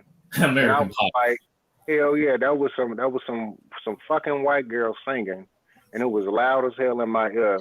Oh, it's probably his daughter, because his daughter has this thing where I don't know if it's like a iPad or something, but she presses the music when her dad is on, because I don't think the daughter wants her dad. Of course, she didn't give a shit. Yes. It was just too damn loud for me, and I was like, I'm not gonna disrespect nobody in here that ain't disrespected me. Let me get about. He's a good dude. He's a good dude. It's just that. Pretty sure he is. It was just that was too much for me. I was like, It gets annoying. I've had him on my stream, and the background noise is annoying. But to be respectful, I try not to say nothing. But yeah, I'm not a parent, so. Whenever I become a parent, I know my kids are going to be annoying the hell out of me in the future. Dad, we're annoying you. Why did I have kids? No, see, this is why I said the kids in the background didn't bother me. Mm-hmm. Hearing kids is like, that's Tuesday. Mm-hmm. Shit, I was a fucking kid, so it was like that ain't nothing. It was just the extra shit that was in that background. I got my my Bluetooth headset on, so hearing that shit. I'm like, Illuminati confirmed.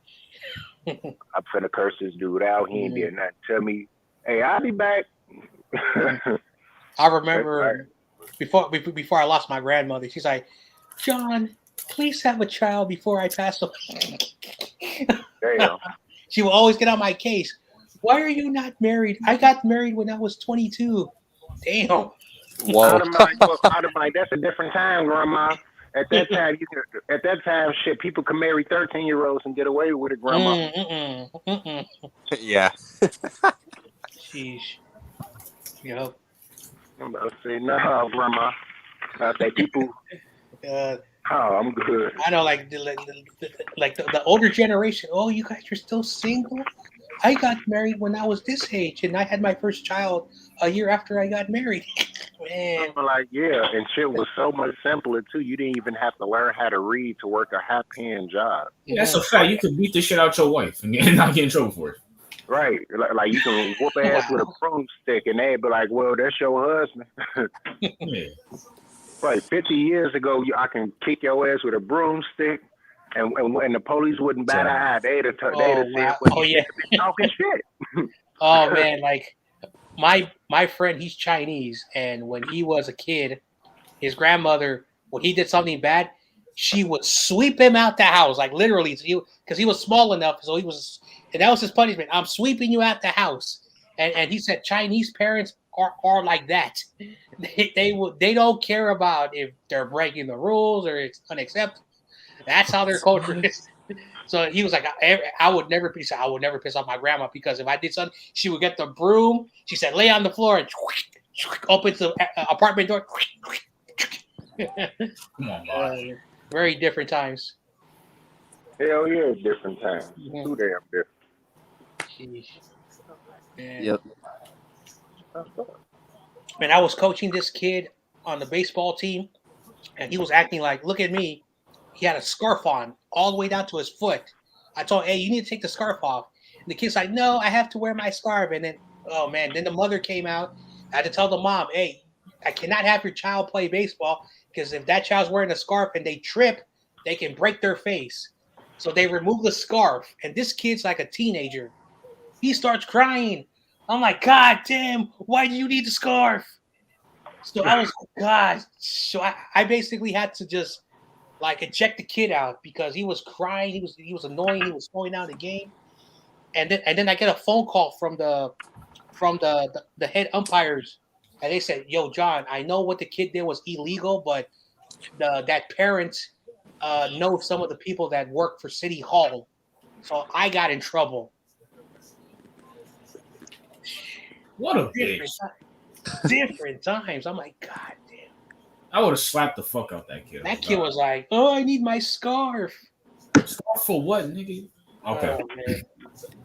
Was that his favorite scarf or something? Like that's been with him since he was like a toddler or something? I don't know, but this kid was 12 years old, and he wanted to play with the scarf, and his coach, couldn't get it off. But I was able to get it off. But apparently, maybe the father was like, "I'm going to call the Department of Baseball in San Francisco, who's in charge, because I don't want my son not to have his scarf." So it's dad's fault. So you made your son, Turn your son into a little bitch, bro. My God. Hey, that was his favorite scarf. Shit. I would have took that scarf and threw it in the trash. Mhm. Oh my God! If you'd have did that boy probably would have killed your ass. Oh man, and then another time, this father, he's a lawyer, and his son, mysteriously, his name's not on the roster, and this dude's like, "I'm gonna throw money in so you tell my son can play." So he was dropping $100 bills. So I became sneaky, and while the money was dropping, I was like sliding it down my hand to be an I asshole. bet you was. So- I bet you was. Like, okay, yeah, that's not good enough. It's $1,500. It's still not good enough. What with $5,000? Oh, okay, yeah, your son can play on the team with the scarf included. So I got $700, and then he stopped doing it, and he started arguing with the referee for whatever the referee did. So then they fixed the stuff up, and then the guy was like, "Where's my $700?" So I took the coach aside. Listen, you dropped this money on the floor. I technically can take this, report it to my supervisors for throwing money at us because you're being disrespectful. He's like, "I'm an attorney. I can sue you for stealing my money." I'm like, "No, you were throwing money at us. There was witnesses." And then the guy was like, he realized, he said, "You know what? Keep the money." So that day I got $700, but I scared an attorney for being a moron, throwing money on the ground. Stupid idiot. Hell yeah, I'd have put that. I'd have kept that 700. So every time I saw him, I'd be waving that shit like, man, waving it in my face like a fan. Like, damn, it's real hot out here, but this 700 feels so good in my He's hand, like, bro. hey man, like these entitled people, like, man, what's wrong with them? They entitled people. Yep. Man, like I'm like, man, no wonder, kids today are like kind of soft because their parents like baby them. Like I remember you can walk like 20 minutes by yourself and you're like 11 years old and you would That's go a fact. home. Now, 5 years ago, a woman who lives 2 blocks away from the school had her 2 kids who were like one in the 6th grade, one in the 4th grade, and they walked over there and the parent called the cops and that parent got in trouble. You cannot let your kids walk by themselves no more. So she got a fine of $2,000 for having her Well, kids. it depends on where you at too, because in Chicago and in Gary, shit, I just seen. Matter of fact, I was running early this morning, and I saw 3 kids just moving by themselves. They had a ball, and they were just rotating. So this one like depends on where you at. Some parents in some areas, you pull some shit, it's a wrap. But this one right here, oh yeah, you can definitely make some shit work. Oh yeah, like in San Francisco, we had this thing called the Midnight League, which started at 9 o'clock, and it was at an area where most people do not go at night because you do have gangbangers and that element. But that's the park that they chose, and one of the referees called a technical foul on one of the players, but they didn't know that they had people who were outside. Someone snitched, and they waited for the referee to come out. The funny thing about it, the referee is from the neighborhood, so he's not really intimidated. They say, "Oh, we heard you, took our boy out from the game," and they were trying to intimidate him, and they were accusing him. They say, "Oh man, you used to be black, now you have become white," and then he basically just flipped from being a referee to being from the hood again, and he torched them all out, like with the words. He said, "Oh, so you all jealous of me because I was smart? I went to college. I got a degree. Now I work with the referees for these things, and you're calling me a sellout?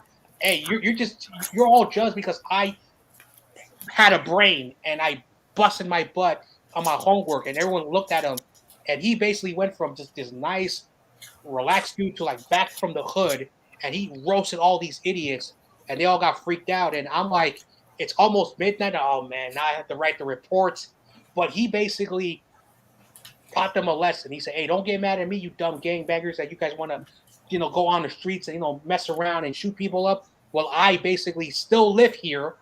Take care of my mom because she has issues, and I'm married, I got kids now, and you're all jealous because you're envious of me." And he basically just roasted all of them. And those guys were like, act, oh whatever. They walked away, and I'm like, "You okay?" He said, "Man, what the hell is wrong with these mother effers, blah blah blah." Like. And I'm like, man, I feel you. Sometimes even some of the guys who think I'm not lighting enough because I decided to go to a community college, which is not even something to be proud of. But man, like, oh, jeez, like he basically for one moment went back to his upbringing, and he basically just let them all know.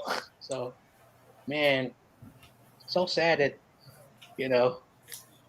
that's about it. Yeah. Mm-hmm. Is someone playing a video game or someone watching a basketball game? I'm playing 2K. I'm playing. Okay. I'm like, as soon as I heard that, man. Yeah, you probably heard the horn or some shit. Mm-hmm. No, I heard them. The same. Yeah, basically the horn that be going off at almost every basketball game. Yeah. Yep. Yeah. Yeah, like San Francisco, like there are some cool areas where. Oh come on, bro.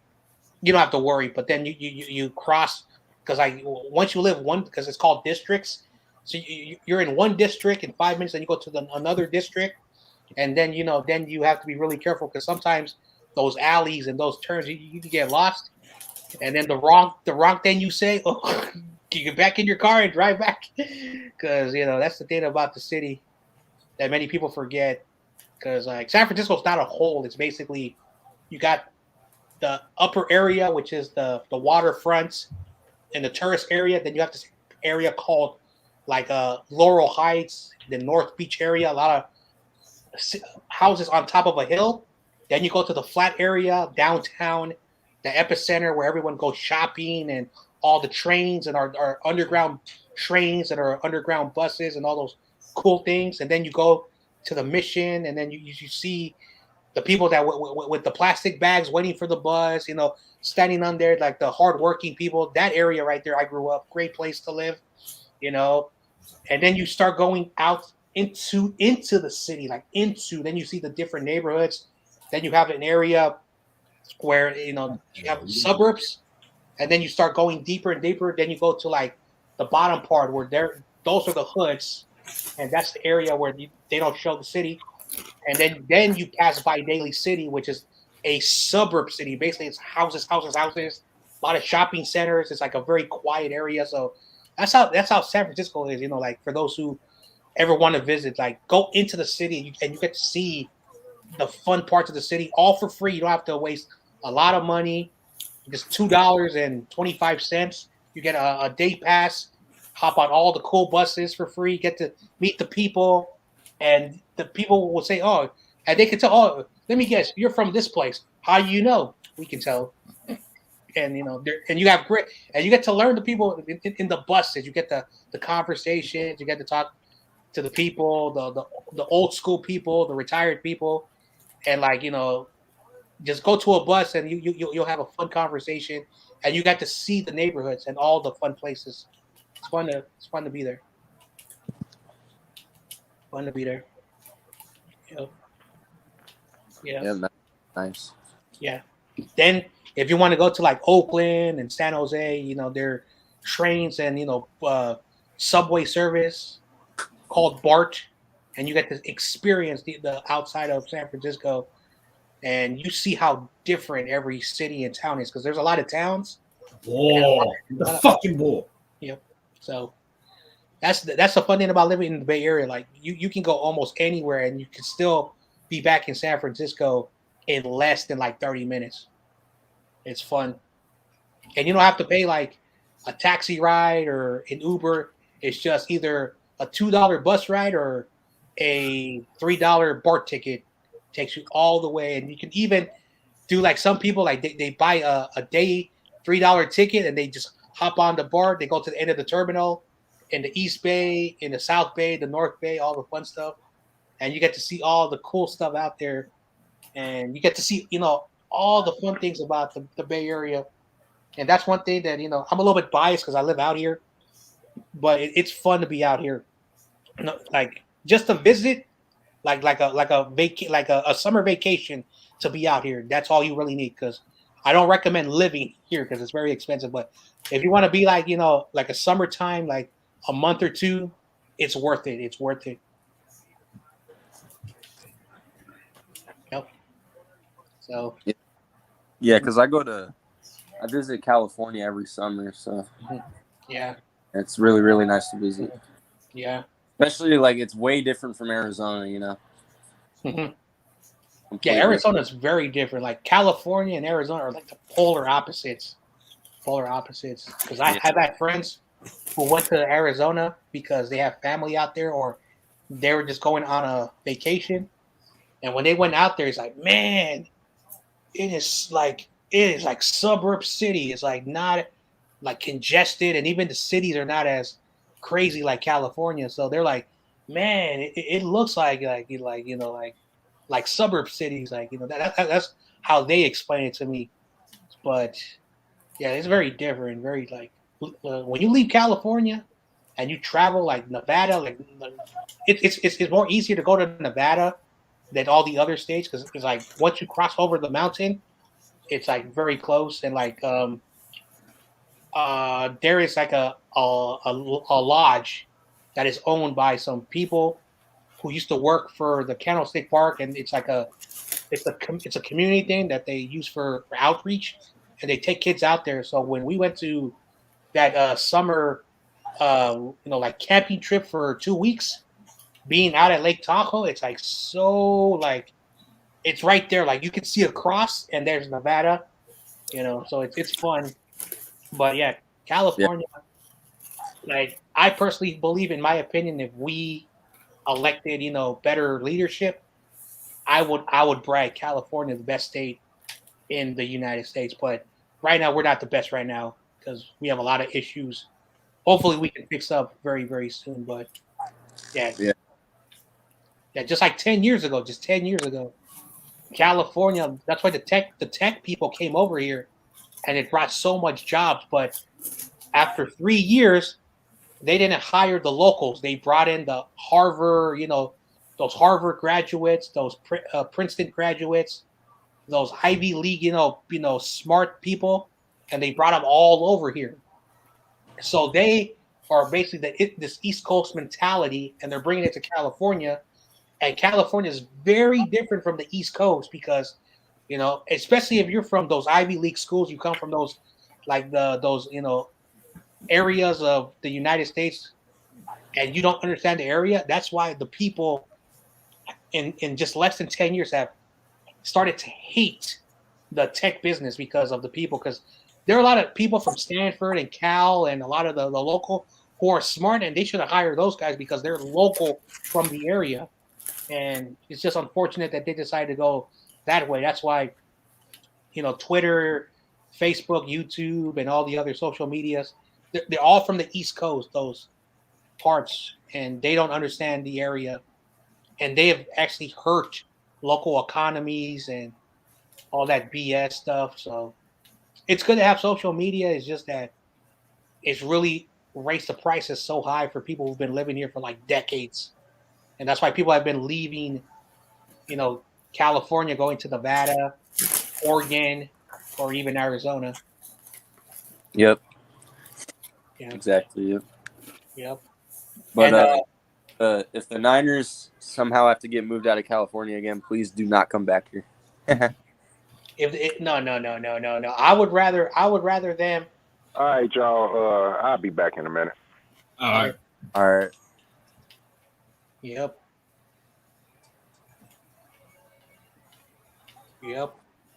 But yeah. That tomorrow, if the Niners win, that's going to set up a good matchup because they moved the Bengals game, which was supposed to be 10 o'clock locally, to 1:25 on CBS. And that would be a good matchup. Possibly if we win a 7-5 49ers versus 8-4 or whatever the record could be for them, that would be a good game. But who would have thought that when the season started, that when we were going to go to the Bengals, we were supposed to beat them, and the Bengals have they're better than us for some reason, which is sad. Yeah, but then again, they're inconsistent. So. Mm-hmm. Well, they beat the Steelers twice, so it shows you Steelers ain't good anymore. Ow. They did beat the Ravens, and the Ravens are a good team. And yes, they have lost to some teams that they were supposed to beat, but they are better than they once were in the last several years. So the Bengals, in a couple of more years, they'll be a team that will be back at the top. But this is a good sign. Yeah. Bengals. I mean, if you look at their roster now, they don't really have anybody anymore that was in the Marvin Lewis era and such. Mm-hmm. They're completely new now. Yeah. Yes, fact. Yep. Even AJ Green is gone. Yeah. I'll say that AJ Green was a good pickup for you guys. So. Mm-hmm. Yeah, we needed a veteran. Sorry, dumbass. I mean, getting a lot of veterans helped our younger guys not get so many holding calls and such. Oh man. Anyway. Yep. Yeah. Well, in San Francisco, we have this thing called the Muni train, which is basically an underground bus service, which is so fun to ride. It's so fun. It's cool, but it's a bus, but in train form. And then of course, it connects you. We have about 5 or 6 different lines of those underground trains, and it's so fun to ride.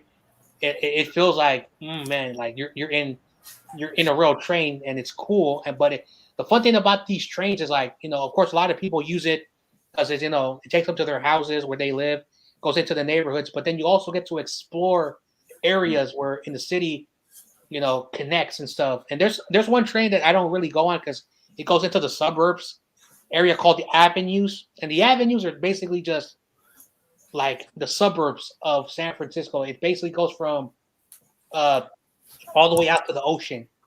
So, and I've been on that train. Not a lot of fun stuff to go out there, but one train that I love taking is called the J, just I give them my name, and it goes into outside of Market. It goes through Dolores Park, which is a park, which is famous in the Mission. So you get to see that whole park, and then you get to the top of it because San Francisco has a lot of hills, and you can see the entire view of downtown when you're on that cool bus, that cool train ride. It's so fun. But then you're going into residential areas, and you get to see the kids, playing around. It's fun, and you get to see the people because like it goes into a residential area, and then you go to an area called Noe Valley. You know, up there. It's another hill. That's another area of the suburbs. Then you get to back into the Mission for a few blocks, and then you go into the area of San Francisco, which is going towards Daly City, and you get to see these areas that are like in between these. And then you go to an area called Balboa Park. It's the biggest park, it's the biggest residential park.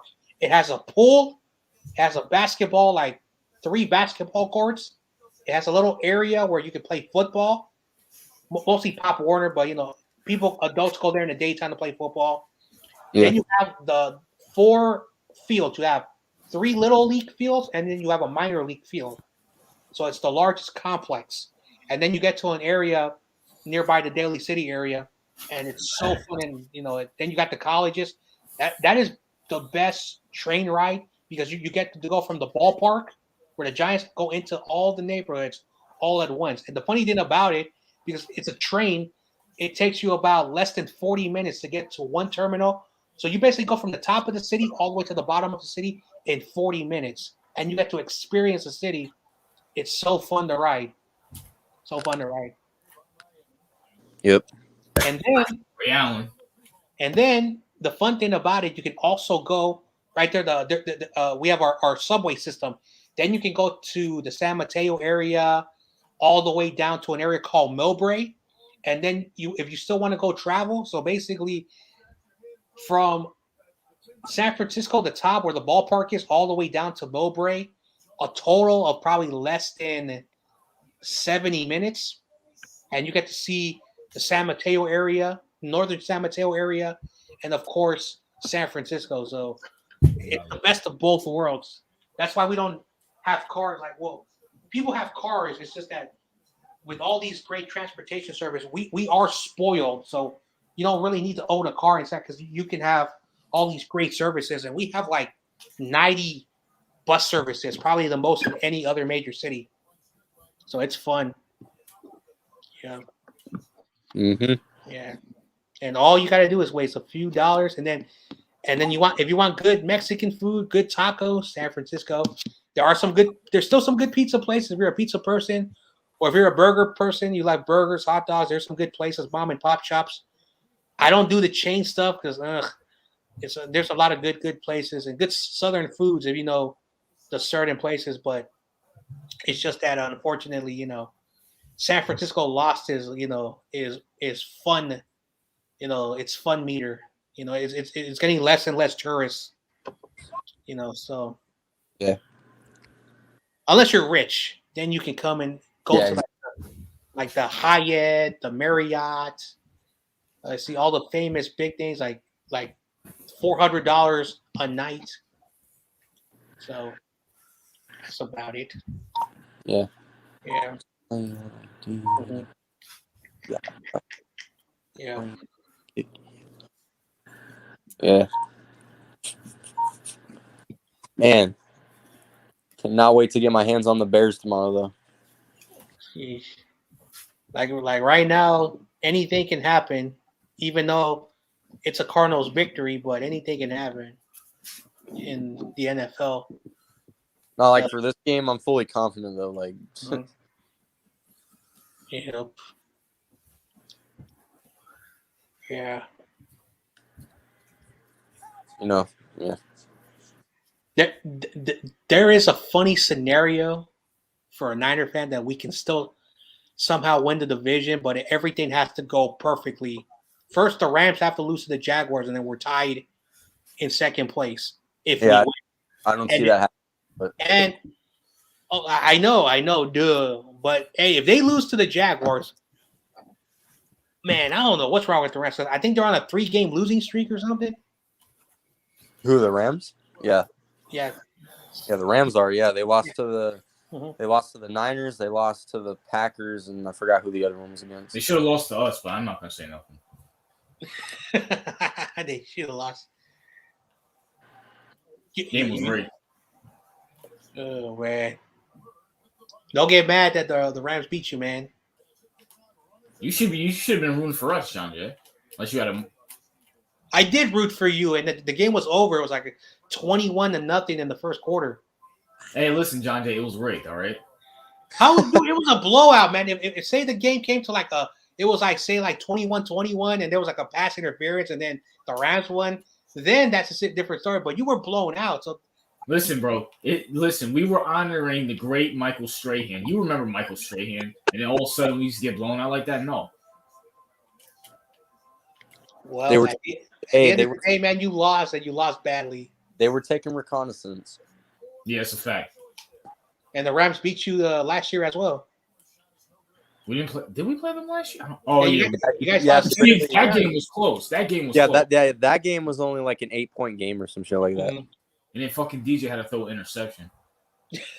He's still mad. Oh man, I'm gonna blame the quarterback. I mean, he did throw that interception. So I mean, the Rams lost to the Jets last year. Yeah, that's true. yeah, rigged. Mhm. Illuminati confirmed. Yeah, that was funny when they lost to the Jets. And see, I don't know who the Eagles are playing tomorrow, but they might lose because Jalen Hurts. Jets. Maybe, yeah. Yeah, I think Yes. Gardner playing tomorrow. Yeah, because Gardner Minshew has been elevated to quarterback number one, but we'll see what happens tomorrow and what the Saturday game. John Jay, the Eagles play the Jets tomorrow. Hey, the Jets could win. I hope so. Fun fact: the Jets have never beaten the Eagles before. What? The Jets have never beaten the Eagles, and the Jets have been around since the '60s, and the Eagles have been around a long time. Damn, they must be like 0 and like 20 or something. That is sad. Let me pull that up. See the exact record. Yeah, that's a fact though. They've never beaten the Eagles before.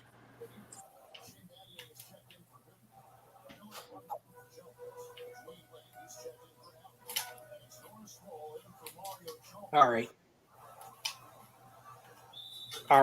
Oh, they're 0 and 11. The last time the Jets defeated. Wait, hold on.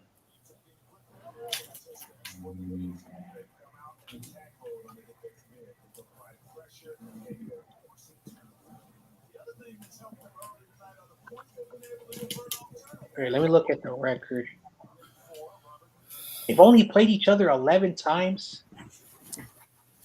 since they both have been in existence. That is weird. Yeah. It's got to be more than 11 times. That doesn't make any sense. Yeah, they're two old teams. Like I'm surprised they haven't, All right, so in 1973, then they played in 77, 78. Then they went 9 years without playing each other. Then 87, then 1993, and then 1996. Then they did not play for another 7 years. No wonder there were gaps in between.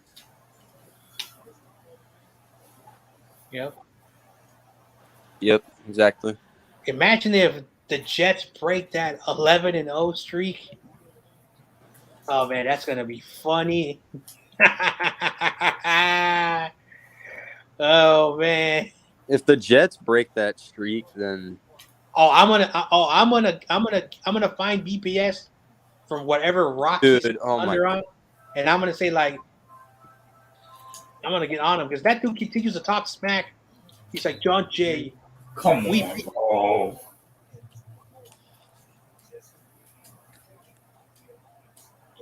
but yeah, you know. All right. We already know that that Andy Dalton is starting. What did you think? Do you think Justin Fields is gonna play? He's gonna get his ass kicked. It doesn't matter who plays. Jeez. And that's CG's boy. Listen, that's how confident I am. All right, like this team's they're dead last in passing. Like if we stop David Montgomery, we're gonna crush them. That's just how it is. Anyway, Bears upset. Well, okay. Bears are going to win by a score of 27-14.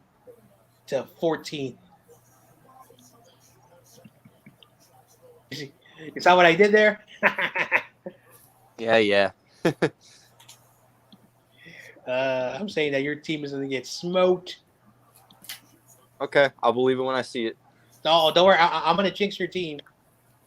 The Cardinals are going to win. Warriors lost? King Savage, I think. Wait, who did they lose to? The Spurs. Why are you laughing?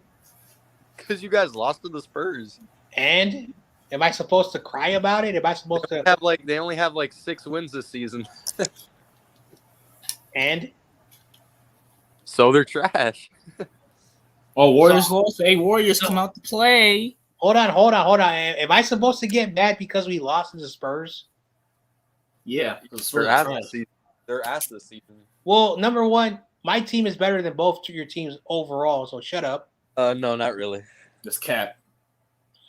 So the Knicks are always going to be garbage, no matter what we do. Giants Nation isn't We were really taking a reconnaissance. For how many years?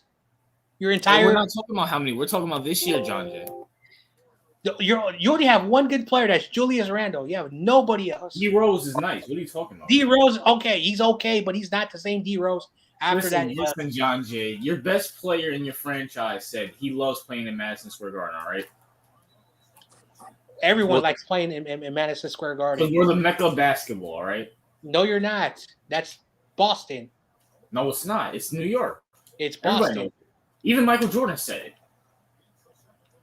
As I mentioned, people want to play there. It's not that it's the mecca. It's just that it's fun to play there. But the mecca of basketball is still the Boston Celtics. I don't recall Boston ever being the mecca of basketball. Oh, yeah. They were the kings of basketball for so long. And then after the end of the 80s, they went on a long drought, but they were just winning champions in the 60s and the 70s and the 80s. Always winning champions. Listen, New York is the mecca of basketball. Always has been, always will be. Nah, I would say we're the first team to bring in like the light up stadiums, right? Then everybody in the league started copying us. Okay, but I would agree that basketball in the street ball sense, because going in New York and being on those blacktops is fun because they got all those famous great street parks. So I would say that. But mecca of basketball, nope. It is. It's a mecca of baseball. Ask Michael Jordan, ask Steph Curry. It's the mecca of baseball because they have great baseball history, but basketball, Boston. Hey, listen, I'll take Michael Jordan and Steph Curry's word over it. So, well, Steph Curry was just trying to be nice.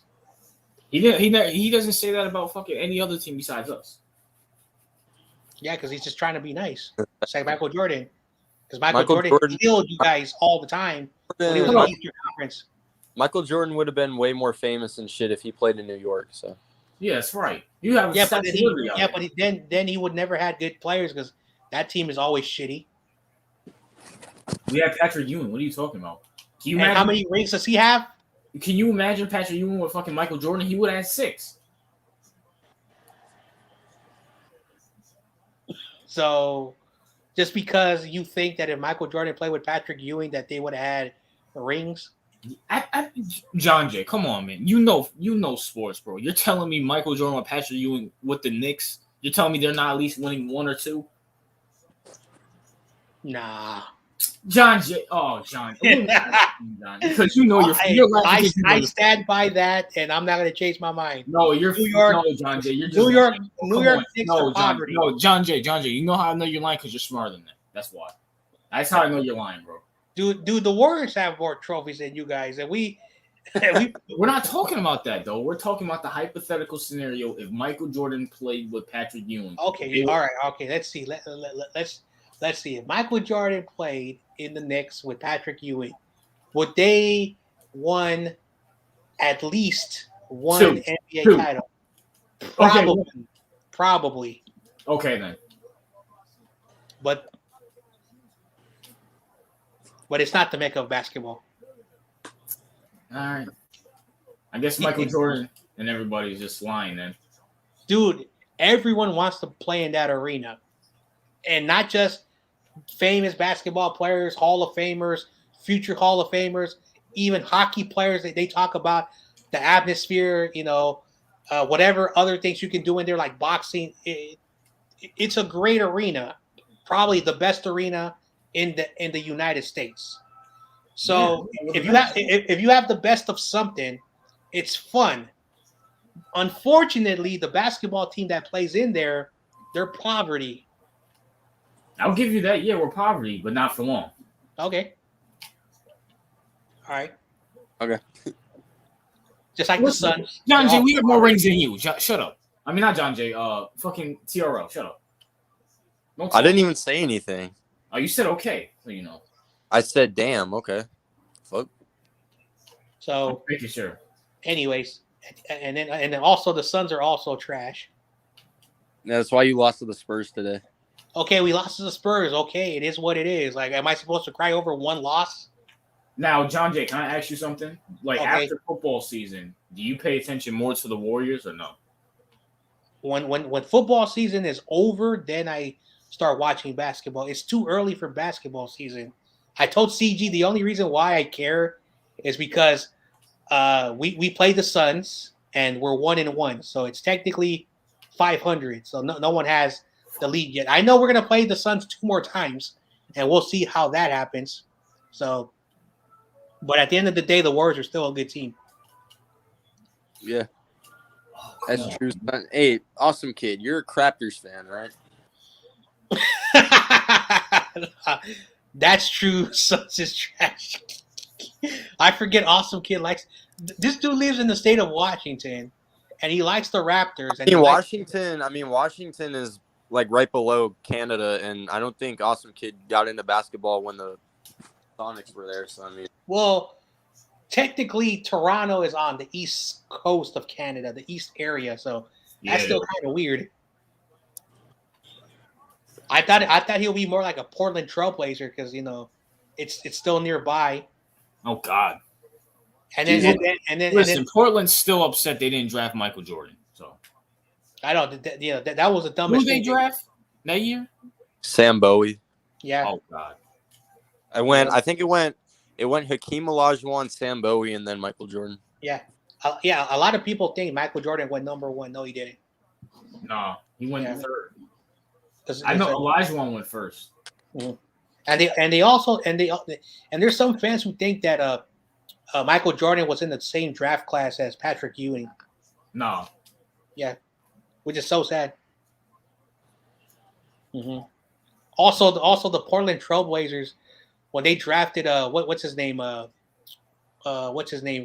Play for UCLA. What was his name? Bill Walton or something. And he was a great college basketball player, but then he went to Portland and injuries. He only played like 3 or 4 seasons, and then he had to retire. And then, last but not least, he still won a Finals MVP, if I remember correctly. Yeah. And then, last but not least, they could have got Kevin Durant, but they went for Greg Odom, who played 10 college basketball games because he got hurt in Ohio State. And in the 4 years he was with Portland, he never played a game, ever. Fucking Portland's horrible at drafting besides Damian Lillard and Clyde Drexler. Wait, did they draft Clyde Drexler or no? Yeah, Clyde Drexler, I think, is probably one of their best overall. He was really good. Clyde Drexler, Damian Lillard. I think that's really it. Yeah, like I said, I can really care less about Portland. But the only reason why I brought it up is because geographically, but like I said, hey, they're 49er fans who live in the East Coast. And I don't know how they became 49er fans, but the majority of 49ers fans lived out here and then they moved out there, or, they went to college over there because they were from the Bay Area and they still live out there. So, but you also have 49er fans who just became 49er fans because of the college players like what's his name? Joe Montana from Notre Dame. You have fans because he played there, so they support him. or Jerry Rice, who went to one of those Yeah, he went to schools one in of the those South. schools. Yeah, so yeah, so yeah. Also, another thing that happened to Portland was a player called Brandon Roy, who I wanted the Warriors to get, but then he went to Portland, and after 5 seasons, he had to retire because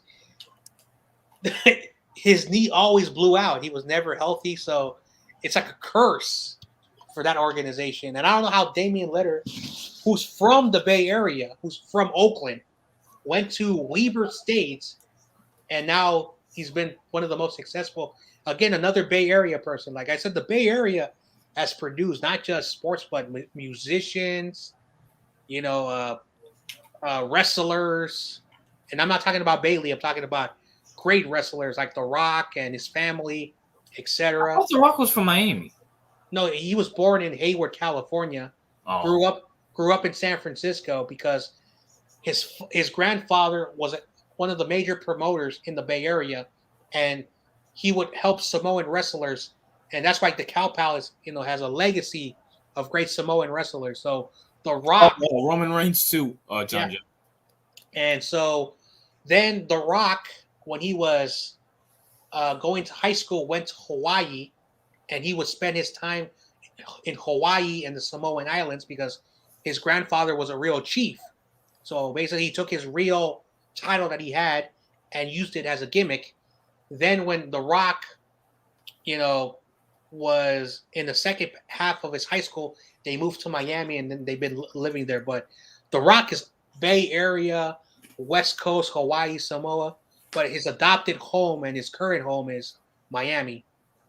But he's a huge Bay Area Warrior / Niner fan.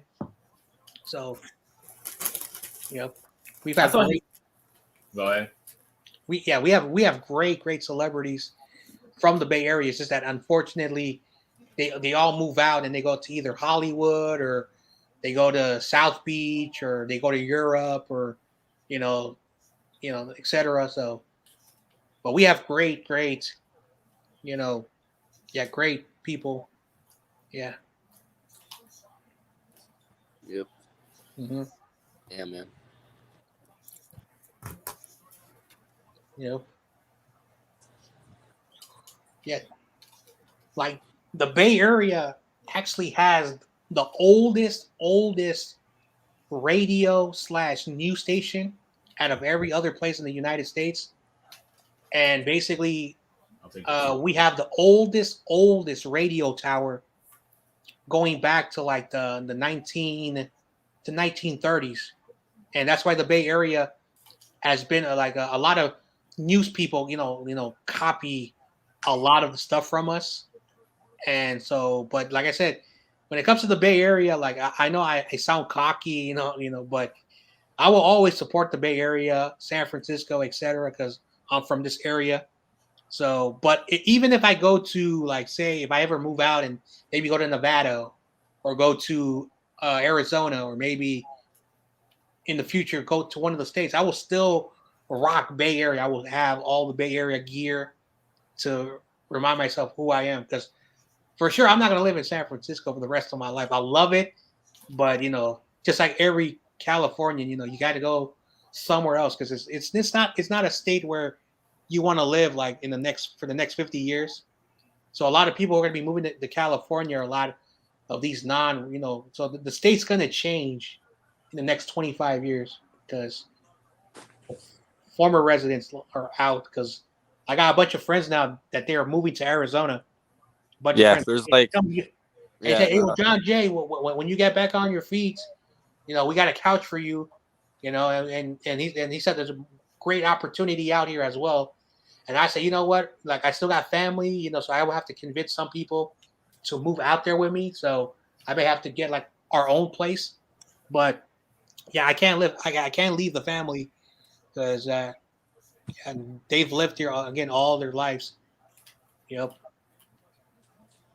but yeah, See, John, I was going to ask you something, but I forgot. Oh fuck! It has to come back to me. Mm-hmm. all right. Well, but yeah, like if you like in Arizona, you got a bunch of people that move from California, Washington, Oregon, Nevada. Like a lot of people come here. Like, and I'm not shocked too. We got like it doesn't cost as much to live out here, and and the weather's pretty nice and such. So I mean, it's a good place to like live if you're like retired or something like that. But it's pretty nice. Yeah, that is true. That is 100% true. And like I said, Arizona is not California. You could tell because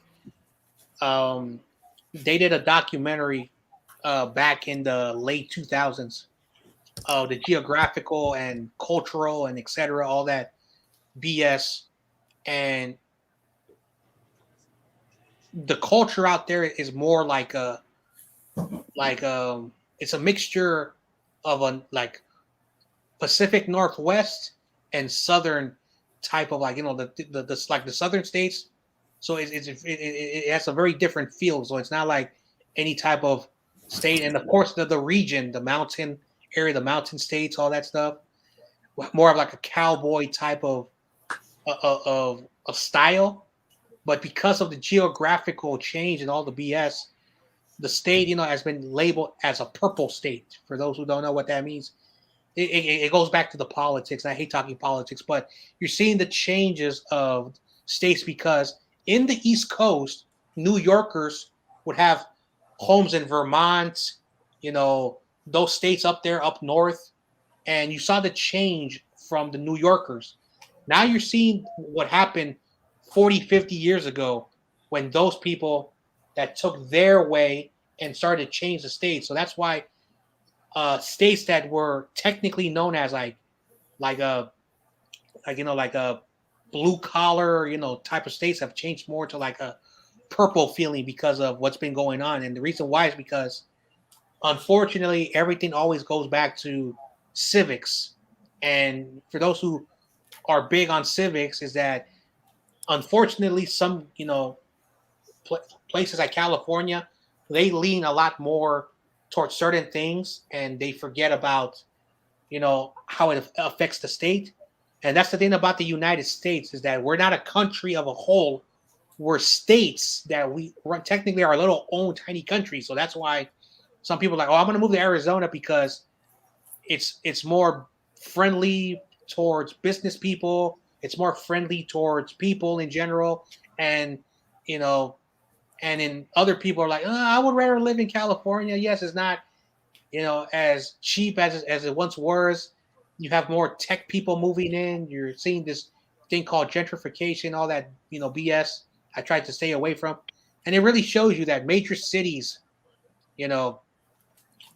are very different from the suburbs or the outskirts of states. So it really shows you that in a small pocket of area versus the entire state, and you can see the demographic for those who and I recommend people be more, civics and inclined, and you will see how things work in general. But at the end of the day, I look at people as a whole. I really don't care about all that BS. It's just that there's some people that just want to divide, people in general, which I think it's stupid. But we all have the same common ground. It's just that we're labeled. Oh, if you live in the South, you're Southerner.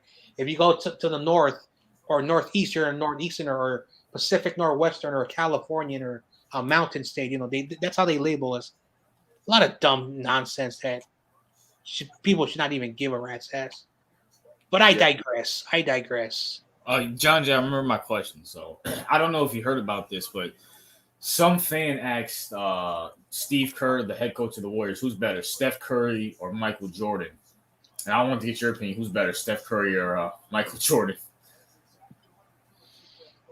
Michael Jordan is better in the sense that he was a great scorer. No player in NBA history is ever going to do what he did, averaging over 31 points per game.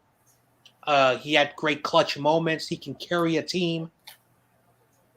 Steph Curry is going to be known for one of the best shooters and one of the best, clutch shooters of his generation.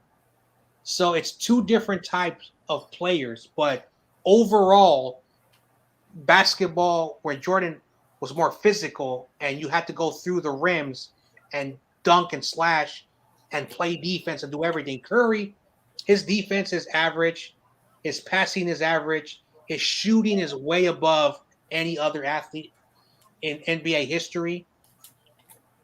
But Michael Jordan overall, in general, is the best basketball player because of how he played, how he did it, and what he did, winning 6 championships and doing two three-peats.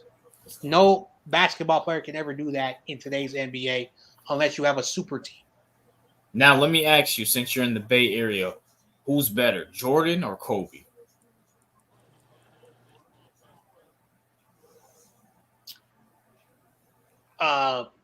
Rest his soul to Kobe Bryant. Great player, did everything, nothing negative about him. But again, Michael Jordan did something in a different era. Kobe was outstanding, but Kobe didn't have to go to college, and he played an additional year because so he basically played almost 20 seasons in the NBA. Michael Jordan retired twice. He technically only played like 13 full seasons because he took 2.5 years off. Then at the age of 40, he came back and played 2 seasons.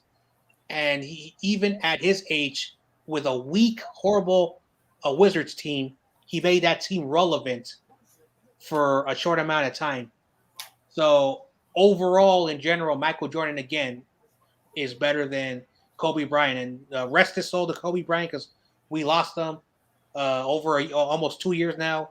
So, but at the end of the day, Kobe still at the top of that, basketball Mount Rushmore. Now let me ask this one. This one might be a little. I agree with you full heartedly.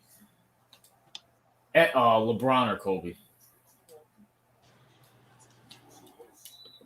Kobe Bryant, because Kobe Bryant never had super teams when he was young.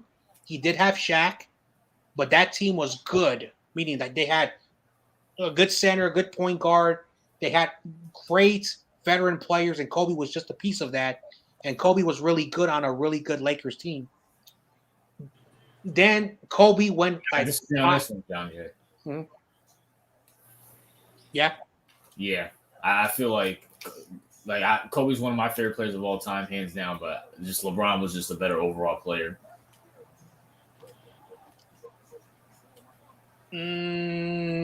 Kobe again, while he had Shaq, that was a good team, but he was young.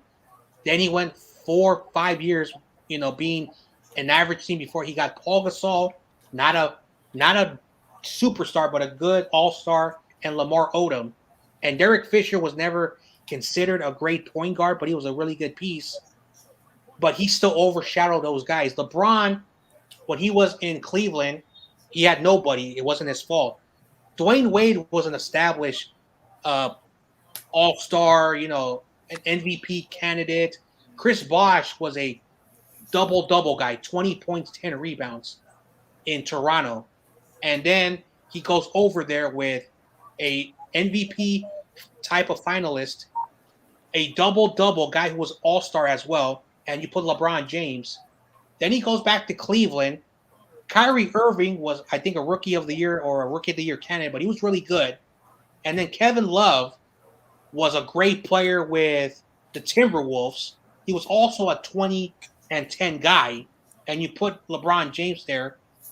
Those guys were better than, Lamar Odom and Paul Gasol when you look at the body of work.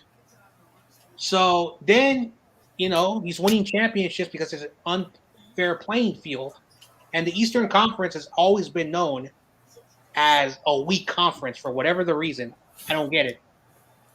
Then he comes to LA and he recruits, what's his name? Anthony Davis.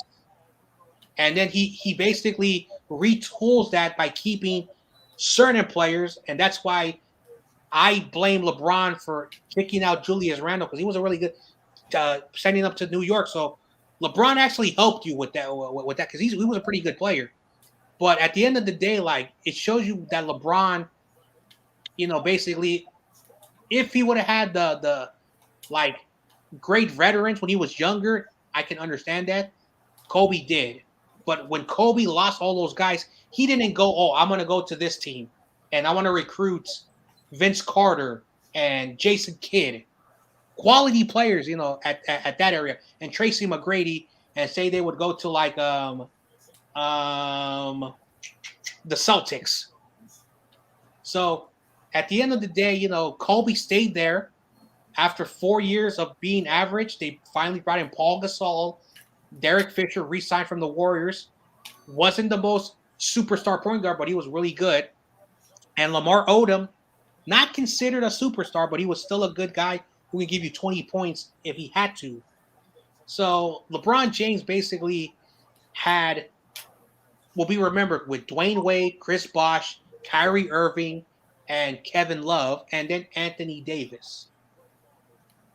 Kobe Bryant never had like Vince Carter, and Jason Kidd and a Tracy McGrady or a Kevin Garnett, who were at the time stars in their own right. So it really shows you that there's no comparison. Like, yes, he has a lot of Eastern Conference, champions. I think like 4 trophies or whatever, but it's just not fair to say that. But LeBron is good. Basically, I would put Kobe. I would put Michael, Kobe, and then you could put LeBron. LeBron, not even close to Kobe, and not even close to Jordan. Well, I agree with you. He's not close to Jordan at all. He's better than Kobe. I'll tell you how. Number one is that you make a good point. LeBron, is he injured? I hope not. LeBron has done some. Oh my God, you gotta be kidding me! I'm sorry, I'm playing my game right now. Mm-hmm. But I'll put it to you like this. All right, you talk about the teams, right? Kobe Bryant couldn't win without Phil Jackson. He was unable to win without Phil Jackson. From when Kobe came in the league and they had Shaq. Shaq was the clear-cut best player from when he came there and when he left. So I give more credit to Shaq on those teams than Kobe. Kobe was I'll give it 70-30, 60-40. But the majority was Shaq. Then when Phil Jackson and Shaq left, Kobe Bryant wasn't able to do anything. Then I think, what's his name? Who's the owner of the time? Something Buss. Yeah. Yeah. Jerry Buss, I think his name is. Yeah. Jerry Buss had to get on his knees and beg Phil Jackson to come back and coach Kobe because Phil Jackson got tired of Kobe.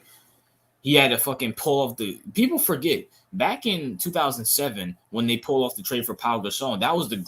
People were saying that was the greatest heist because Pau Gasol was not a great player, but he was a great all-star. He was a good player.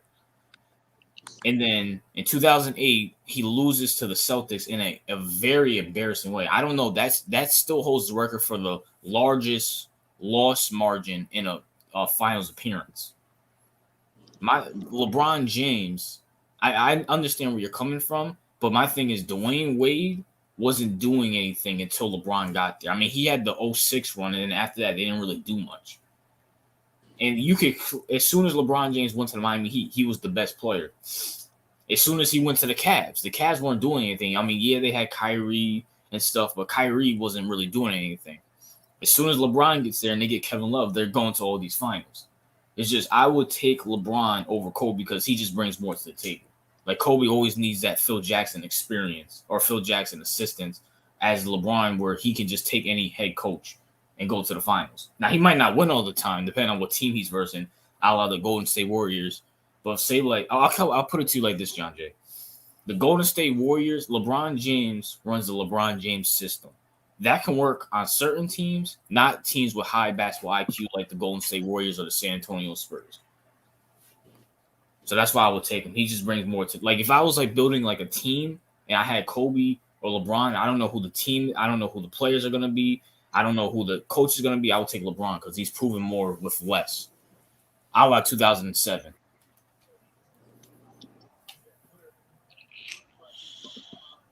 That is true about Phil Jackson, but you can be a great coach and have crappy players. You could be a crappy coach and have good players like Eric Spoelstra. Not a coach because he I inherited. think he's a good coach. Honestly, I really think.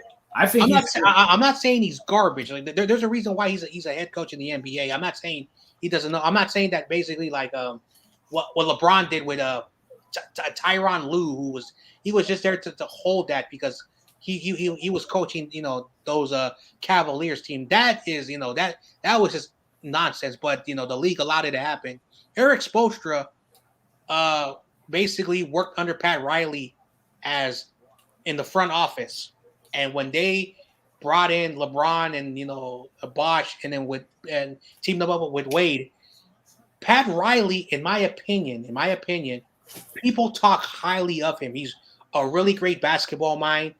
He knew how to build, teams from the ground up, and he basically made Miami. When I don't know if he's still there. Yeah, I think so. Yeah. So he's a good architect. And Pat Riley basically was like, all right, let's bring in Shaq. We have a good star. Let's put, give, Alonzo Mourning was there when the organization of the Heat started. So you had some good pieces. They drafted Udonis Haslam. I can't even pronounce his name even till this day. And so they really put a core team around. And then, of course, Shaq was still in his prime, and he won. Shows you how good Shaq was. He's underappreciated. Some people don't even talk about it. I think Shaq's better than Kobe too. So that's that. That's that argument. Phil Jackson was great with his triangle offense. For those who don't know what that means, it's not you basically put three players in a triangle shape. No, the offense, any way it looks like triangle. So basically, it's 5 different triangles, and in the naked eye, for those who don't understand it, they don't see the triangle. But if you play basketball, you can see why that was very revolutionary. Now you don't see that no more because it's hard to do that because that's just 3, 3, 3, 3. But he basically, taught that to the Chicago Bulls, and you saw what they did. If Michael Jordan never retired, they would have had 8 consecutive championships. That's how good Michael Jordan, with the very little pieces he had around. People forget that. Dennis Rodman and Scottie Pippen were pretty good, but they were not elevating pieces because when... Oh, thank God you said it, because these fucking LeBron sexuals, swear to God, Scottie Pippen's like a top 5 player of all time. But... like Scottie Pippen was a rebounder, a slasher, but he was never a scorer. But with Michael Jordan, his game elevated. Dennis Rodman was a defensive player. He never scored like more than 10 points, but when he went to Chicago, he brought his defense and he elevated the scoring. But you look at Dennis Rodman in the days of Detroit, he was basically a great defensive player. So he was never really good.